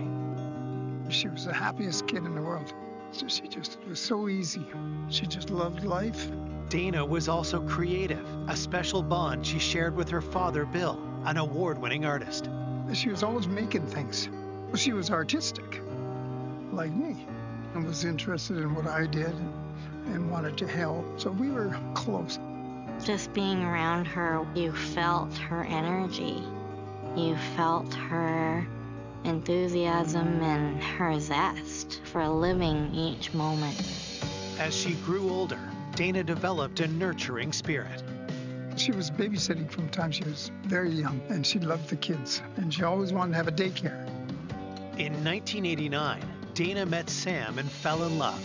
The couple married quickly, but from the start, there were complications. She was having trouble getting pregnant. In 1993, after years of fertility treatments, Dana's wish of starting a family finally came true. She was so excited when she found out she was pregnant, because that's what she really wanted all her life, and it was a pretty exciting time. Dana's delight only grew when she discovered they were having triplets. She loved the kids, because then she could bake and she could make things and do art. She loved it, she really did. But by 2000, after 11 years of marriage, the stress of parenting took its toll on their relationship. Dana told me that she had moved and that they were separated. As a single mom, Dana worked hard to provide a good home for her triplets. Dana cared deeply about family, and especially for her troubled 17-year-old niece, Amanda, with whom she was very close. Dana would do anything for Amanda. Amanda loved Dana, because, you know, Dana was kind of this flashy, artistic type person, and Amanda loved all that too. Dana was a very kind, caring person, loved her family. Amanda was a frequent runaway. So Dana wanted to guide Amanda out of risky behavior, away from drugs, away from the runaway lifestyle. Amanda had a rough relationship with her parents, so would often turn to her favorite aunt. By all accounts, she was the kind of the cool aunt that you could go and actually tell the truth to about your problems. No judgment, just help. Dana soon became a surrogate mom to Amanda and her best friend, Emily Lauenborg. Food, showers, a warm place to stay, money. Dana would open her heart and her home to help in any way she could. She was a mentor and also a friend. Dana had an open door policy and would always welcome Amanda's friends to her home. She was very comfortable at her age being amongst teenagers as though they were her peers. Just everybody loved her.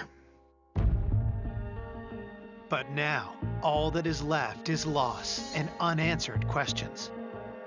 For us to lose Dana was so hard. Losing a child is probably the worst thing that can ever happen. And, you know, she shouldn't have died before me. Who would want this loving and generous spirit dead? And why? This murder was very unusual. Right from the start, we had a lot of things that needed to be done in order to find the killer. Back at the station, detectives start reaching out to those closest to Dana. They begin with her ex-husband, Sam, who they learn has the triplets staying with him. As the ex-husband, Sam, is a person of interest and the first person we needed to look at. But we couldn't find him. The fact that he was missing, this is significant to us. We have to find him. Coming up, investigators uncover a dark obsession. He had kind of gotten fixated on her, and he didn't really take no for an answer. And alarming secrets in the journal that said 10 things I want to do before I die, and one of those 10 things was kill somebody and get away with it. Then point to a killer no one would ever suspect. I felt what he was telling me was not possible. You just can't comprehend that it's real. And the truth is finally revealed. That's about as close to a confession as you're going to get.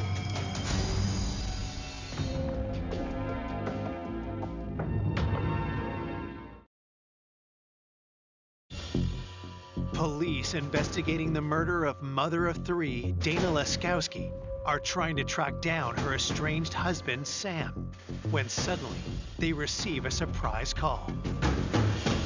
Sam actually reached out to the police to try to find out what had happened. Sam, it turned out he had taken his kids camping and away from his phone and away from contact. And so when he got back to civilization, he had all these messages that Dana was murdered. So we went up to interview Sam, Dana's ex. And so when we confirmed that Dana was murdered, Sam was upset. He would respond to all of our questions, but he's just not the kind of person that elaborates. As we were talking to Sam, we noticed he did have some abrasions on his knees, and that's unusual. We asked him about that, and he said they were from playing baseball. It was baseball season. Detectives press Sam about his feelings toward Dana. When asked about his relationship with Dana, Sam described it as they were estranged, but they co-parented their kids, and they've had arguments, but overall, they were trying to make it work. Sam and Dana just grew apart. When she moved away, she was so excited. I think it made her feel good about knowing that she could be independent, and I think that was important for her to be able to do that on her own. We just felt that Sam was mad at Dana for having relocated 3 hours away and had split the family, and the hopes of having a family and a marriage were dashed and destroyed. Was that enough to push Sam over the edge and harm Dana? Based on the information that we had about her ending her time with her husband and becoming estranged, we thought Sam had possibly come over to discuss something that has to do with custody, and they'd gotten into a fight, and the fight resulted in Dana's death. Police ask Sam where he was the night of Dana's murder. Sam said that he had left his kids at his home and he went and got gas. He showed us a receipt for that gas. He said the next day he went camping with the triplets. Detectives believe Dana was killed sometime between midnight and 7 a.m., but Sam cannot corroborate where he was at that particular time. There wasn't an ironclad alibi. He didn't have 3 adults who would be able to say he was with us all night. They were kids, they were sleeping. It was not impossible for Sam to have left the kids and come back to Dana's house and committed the murder. And we looked at the possibility that he filled up his gas tank, drove to Puyallup, killed Dana, and then drove back to the kids at the home. Investigators press Sam further. Sam denied killing Dana. When we approached Sam for his fingerprints and his DNA, he was not necessarily agreeable or cooperative, didn't like the idea that he was a potential suspect. He certainly didn't like the idea that we thought that he might be responsible for her murder. Sam didn't really want to cooperate with requests for DNA and hair samples. Sam's behavior may be suspicious, but police have no concrete evidence to tie him to the murder. You can't charge someone with a crime just because their alibi isn't ironclad. You can't charge them with a crime because they can't prove they were someplace else. You have to prove that they committed that crime. There has to be evidence at the scene that connects the person to the crime. And so in this particular case, they didn't have that with Sam. While police seek hard evidence against Sam, Dana's autopsy results come in. The results were that she had died of strangulation. The cause of death was a fracture of the cricoid cartilage in her throat. There was a great deal of damage to her throat, her windpipe, and it would have taken somebody very, very strong to have done that kind of damage. We were going to be looking for an offender who had upper body strength and prone to flying into a rage. Because of the fracture, the cricoid cartilage takes a great deal of strength. And a strangulation itself takes a very committed attack. The victim generally fights back. And then the attacker has to double down on the strangulation while the victim is struggling back. Just to think that Dana struggled and fought for her life, it's just wrong. It's all wrong. Looking for new leads, detectives turn to Dana's niece. Police contacted Amanda as she was a relative and somebody who knew the victim. And what Amanda said was that Dana was the kind of person where she could go over, do laundry, maybe get a little bit of money. That was who she was, and that's how she helped out Amanda. And she didn't know what had happened or who would want to murder her aunt. Detectives also speak to the couple who employed Dana as a nanny. When asked if they knew of anyone who might want to harm Dana, their answer is chilling. Dana's employers told us that Dana was being stalked by this guy. Her employers told us that Dana had said that if anything happened to her, he'd be the one. And that was significant to us because I'm looking for a killer.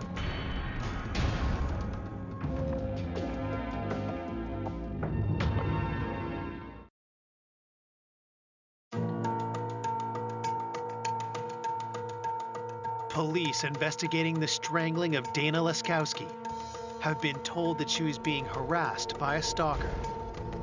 Could he be her killer? Dana's employers told us that Dana was afraid of this Patrick. Patrick was a guy that installed cable in Dana's area. He liked her. Dana had told her sister-in-law and her employer he had kind of gotten fixated on her. Dana, by accounts, let him know that she wasn't interested. Police learned that Patrick had been trying to contact Dana for over a month straight, and that his pursuit had become even more intense. Patrick was leaving notes and flowers on her back porch. He wrote some notes that were like poems. Then, the messages took a disturbing turn.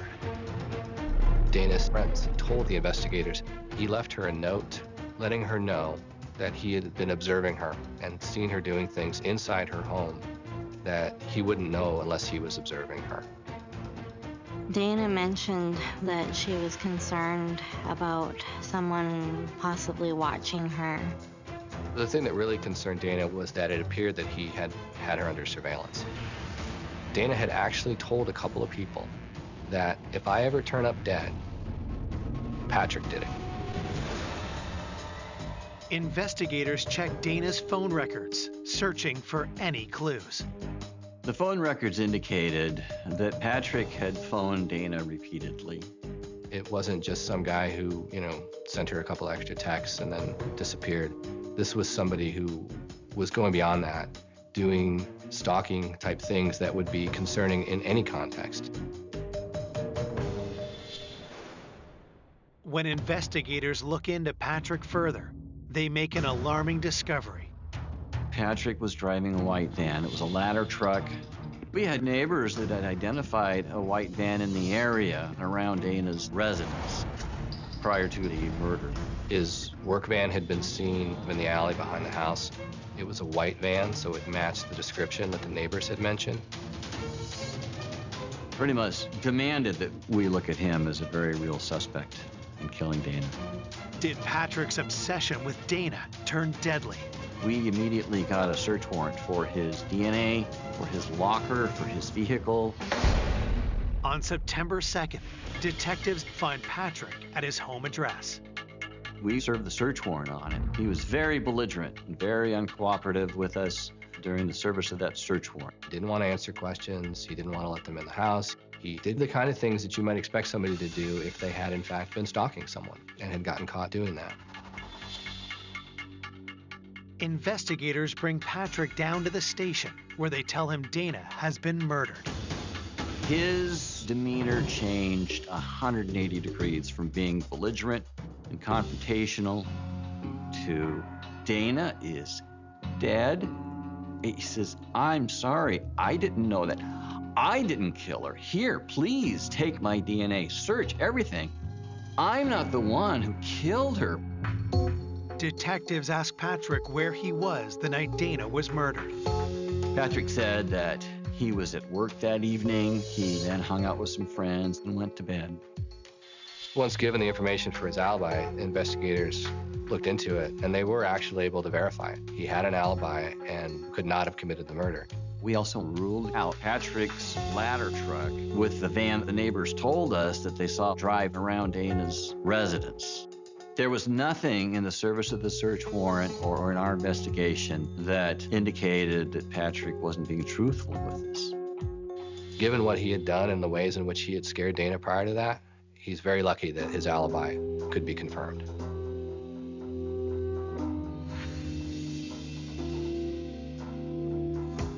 Having cleared Patrick, investigators now focus on another man in Dana's life, Michael, who they learn was having a long-distance relationship with her.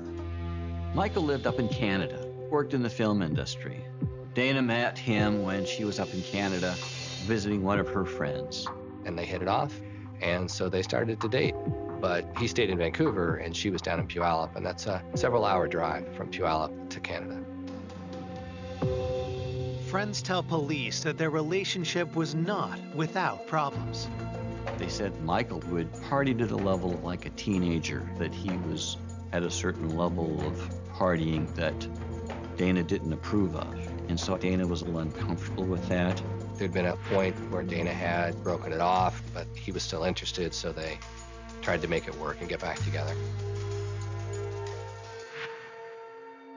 But when detectives dig deeper, they learn Michael has a darker side. We were told that Michael was a biker, that he was a heavy drug user. Police also uncover a significant piece of information. Dana confessed to a friend that she'd had a one-night stand. And when Dana had that one-night stand, she was still in a relationship with Michael. Could this have been a motive for Michael to kill Dana? When we found out that Dana had a one-night stand, we looked at Michael as a potential suspect, possibly murdering Dana out of revenge.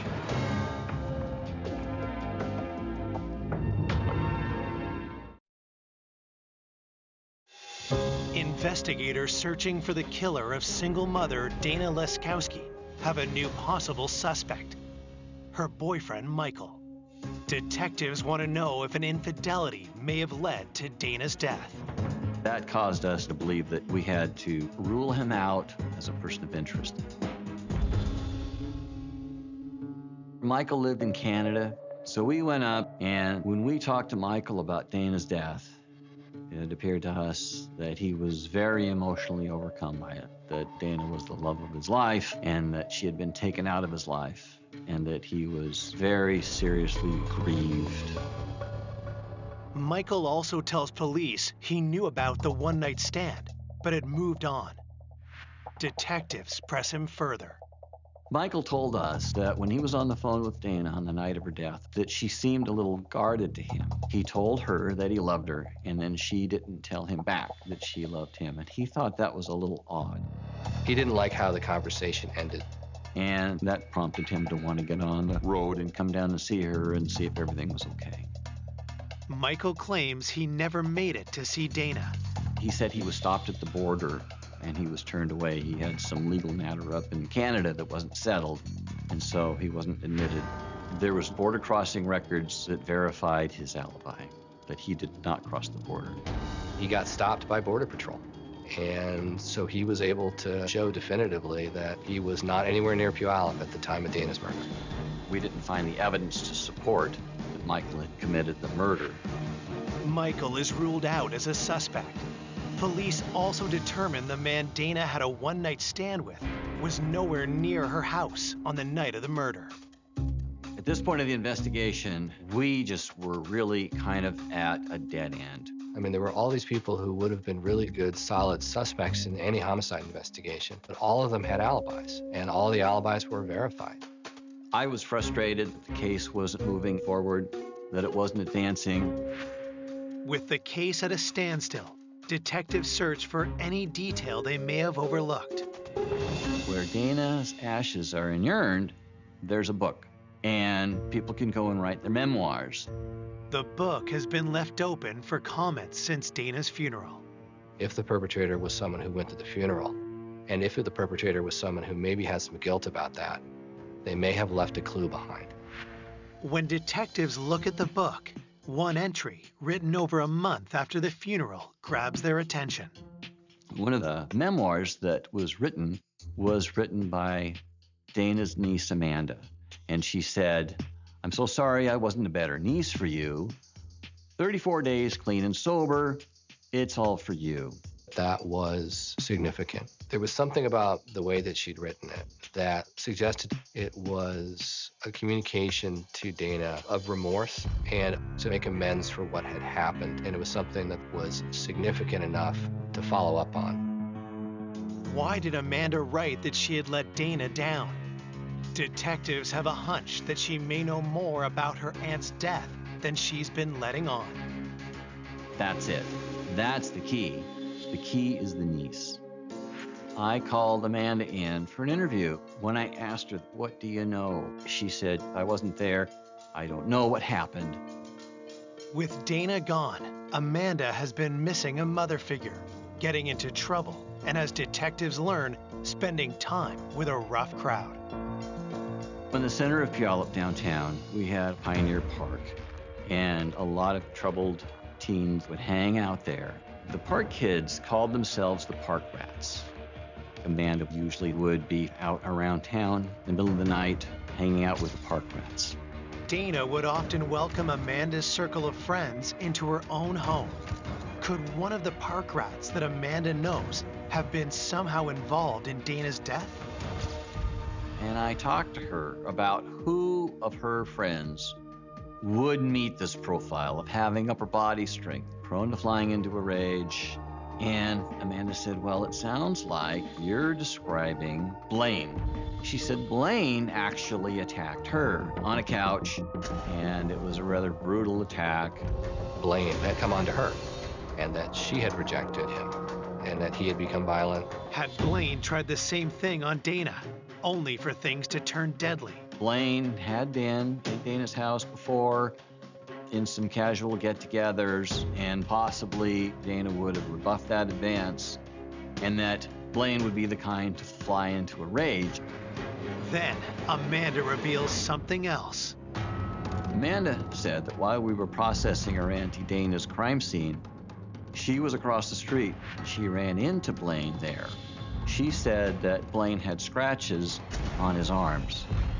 When I get this information from Amanda, I look into Blaine and I find that he's got a violent past and he has quite a criminal history. Police learn that Blaine's rap sheet is extensive and littered with drug and gun charges. I felt he was a very good person of interest in the murder of Dana Laskowski. But there's a big problem. Blaine is no longer in Washington. I found him living in the far southeast part of the United States. I wanted to bring him back to Washington to collect his DNA, to talk to him as a person of interest. But he was not cooperating.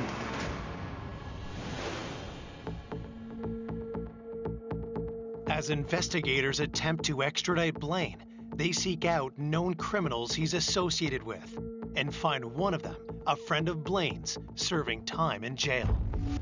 I sat down with him and I said, "I'm looking at Blaine as being responsible for the murder of Amanda's aunt. He's got this upper body strength, he's prone to violence." And he looked at me and he said, "Blaine didn't kill Amanda's aunt."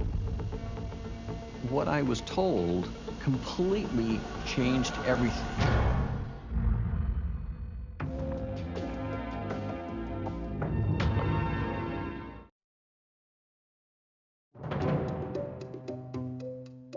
Detectives hunting the killer of Dana Laskowski have a new suspect, Blaine.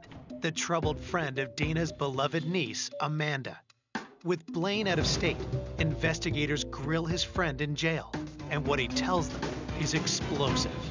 So police suggested to him that maybe Blaine had been involved. The friend said, no, it's not Blaine, it's Emily. He said Emily killed Amanda's aunt. It's a stunning allegation. 17-year-old Emily Lauenborg is Amanda's best friend and someone who Dana treated like a daughter. I felt what he was telling me was not possible because Dana always had an open door and was always welcoming to Emily. Police found out that a lot of times Amanda and Emily would show up at Dana's house. Dana was somebody that Emily could go to safely regardless of the circumstances, and Dana would take her in. So as you can imagine, that was quite a shock to the team. To confirm his story, investigators speak to other members of the Park Rats. Two of these kids told me, yes, Emily killed Amanda's aunt. Blaine didn't kill Amanda's aunt. Nobody doubts that Emily did it. Nobody. One of these individuals told us that Emily was doing a lot of drugs. Had Emily's reckless behavior somehow played a role in Dana's death? I was told that they all had nicknames for each other, and that Emily's nickname was Mutant. The first nickname that we called her was the Mutant, because she was stronger than any other girls that we knew. Everybody's scared. She'll beat your ass. She'll knock you out. She was tough. She would challenge them to wrestling. She would beat them in wrestling. She was very intense. And I was told she's able to choke people. She would wrap one arm around their neck, grab the other hand, and flip their body over her hip. And that was consistent with the body position that we found Dana Laskowski in. Twisted at the waist, with one arm behind her back and an injury to the neck. And so the initial thought that it can't be her was slowly replaced with, well, maybe it could be her. She's intense, she's strong, and everybody seems to be kind of scared of her. Did Emily actually kill Dana? And if she did, what could be her motive for committing such a heinous crime? Investigators bring Emily in for an interview. I sat down with her, and I had a tape recorder, and she said, "Aren't you going to turn that thing on?" I would say she was quite self-confident, a little cocky. She was not particularly cooperative with efforts to talk to her about what happened. And I said, you know, here you are, sitting in a police station under suspicion of murder, and you're playing this game with a detective. And I said, look at these people right here that have told us you killed her. And she said, those people are lying, and that she didn't do it. She got very angry. Those people are lying. When investigators ask Emily where she was the night of the murder, she dodges the question. She was bartering and arguing with me and not really giving me a clear defense and denial.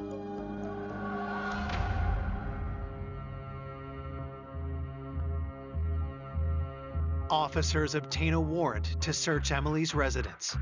One of the items that they recovered from Emily's apartment was a shirt that Emily had taken from Dana. One of her friends told us that Emily had a black shirt that belonged to Dana and that she actually wore that to Dana's funeral. We went back to the pictures of the funeral and did see that Emily was wearing a black shirt. One possible explanation for that was rubbing her nose in it. Not only did I kill you, but I'm wearing your blouse to your funeral. The search uncovers more incriminating evidence. And we found this journal. And in the journal, it said, 10 things I want to do before I die. And one of those 10 things was kill somebody and get away with it. One of the statements in the journal that Emily wrote in her own hand when talking about Amanda, because she'd gotten into an argument with Amanda, was, I could effing strangle that bitch just like her aunt. So that was very significant. I was invigorated. because I had something. That's about as close to a confession as you're going to get. It is absolutely sufficient for me to take that to a jury and say, this is her admitting that she killed Dana Laskowski. On March 13th, 2003, Emily is charged with first-degree murder. When I found out that Emily did what she did, I couldn't believe it.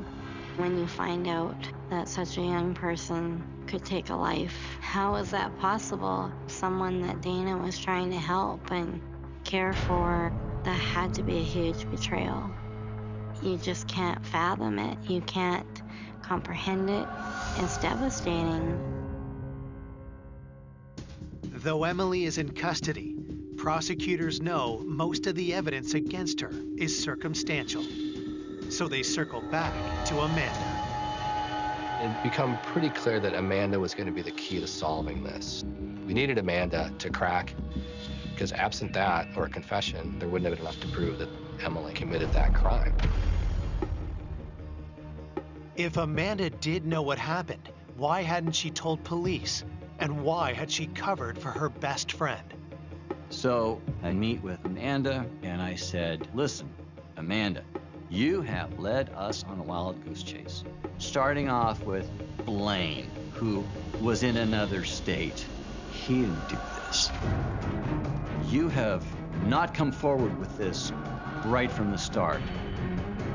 You know what? This is a case of conspiracy after the fact. So tell me what happened. That's when she really cried and sobbed.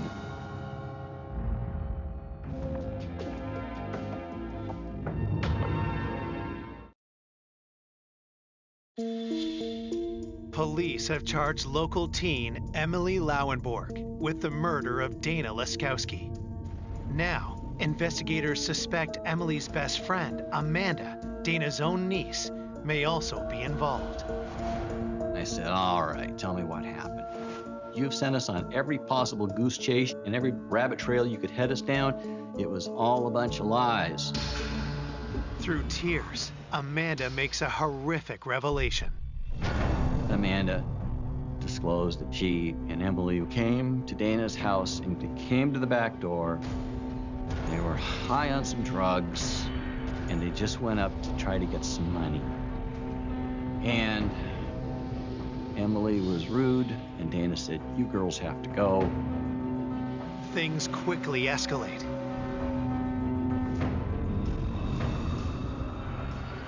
Emily was being belligerent and Dana touched Emily to kind of guide her out the door, and Emily just exploded into a rage or attack. Basically, she attacked her, put her in that wrestling hold, and squeezed too tight with some kind of scarf or fabric. Amanda said she turned around because she didn't want to watch what was happening. But she heard a crack, and she heard a gurgle. She heard Dana gasping for her life, and then she didn't hear anything. And that was because Dana was dead. And then they took the money and left. It seemed to be, by Amanda's account, that it was kind of an explosive situation that got out of control. They didn't go to the house to murder Dana. I was told that Emily had said that Amanda was always ditching her for her aunt. Emily, she was jealous of Dana. It's my opinion that the motive Emily had was to get Dana's influence out of Amanda's life, and Emily just went over there with the intention of getting Dana so mad at Amanda that Amanda wouldn't be welcome at Dana's anymore, and that Emily would have achieved what she wanted, and that the murder simply got out of control because of emotions and drugs. But why didn't Amanda come forward earlier to tell the truth about what happened that night? I asked her, why didn't you tell us right up front, right at the start? She said, because of my family. It's so bad now. What's it going to be like now when they find out? She wasn't involved in the murder, but she was involved because she was there at that time, and I don't know why she didn't do anything. It was upsetting and surprising to all of us. Prosecutors need Amanda's testimony to have any hope of convicting Emily for murder. Amanda agrees and will not face any charges herself. If she's charged with a crime, then she has the right to remain silent. She was the star witness for the case. If we had charged her criminally, we couldn't have called her as a witness. Despite the agreement, prosecutors fear Amanda won't keep her side of the deal. The biggest challenge for us from a prosecution standpoint was that, setting aside Amanda's testimony, everything else was circumstantial. Wearing a blouse can be explained away. An angry journal entry can also be explained away. I think the only way that we could have been successful in front of a jury was to have Amanda take the stand. The problem was knowing exactly where Amanda's loyalties would be. She was very conflicted, and there was definitely a chance that Amanda could have taken the stand and said, I lied to the police when I said what I saw, and I didn't see any of that. I was very concerned that the jury was going to listen to this case and look at Emily and say, I just don't buy it. This is a case where, had we taken it to a jury, all of those questions that had come up in the investigation, all the initial leads, all the doubts that it could really have been Emily, all the alternate explanations were certainly enough that it could have been that a jury had decided that we just didn't prove it beyond a reasonable doubt. Prosecutors face a difficult choice. Risk Emily walking free after a jury trial, or guarantee at least some jail time with a plea deal. Ultimately, what we're trying to do here is to make sure that we hold the killer responsible. Emily was allowed to plead guilty to a lesser charge of manslaughter. On January 21st, 2004, over 2 years after Dana's murder, Emily is formally sentenced.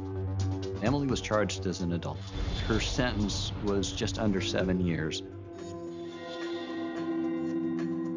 Even though Emily is sent to prison, her sentence brings a mix of emotions. I felt a sense of relief that someone was now being held accountable for Dana's death, but I did feel angry. I thought, well, at least it's something, you know. But it just was amazing that you could take the life of a young mother and only get like 6 years. Doesn't make sense. Dana's family was upset that the sentence was so light. They felt that the person responsible for taking the life of Dana should have been given a stiffer sentence. It was really tragic. And one of the things about the criminal justice system is it doesn't put things back the way they were. It just tries to hold people responsible so people can move forward. I cried every night. I think I must have cried for a year. I miss her a tremendous amount, and I will think about her forever. I don't think we ever will get over the loss of something so tragic. I can't really say her family ever had closure, because to them, the loss was the loss of Dana. A gavel dropping doesn't undo that loss. I miss her a lot.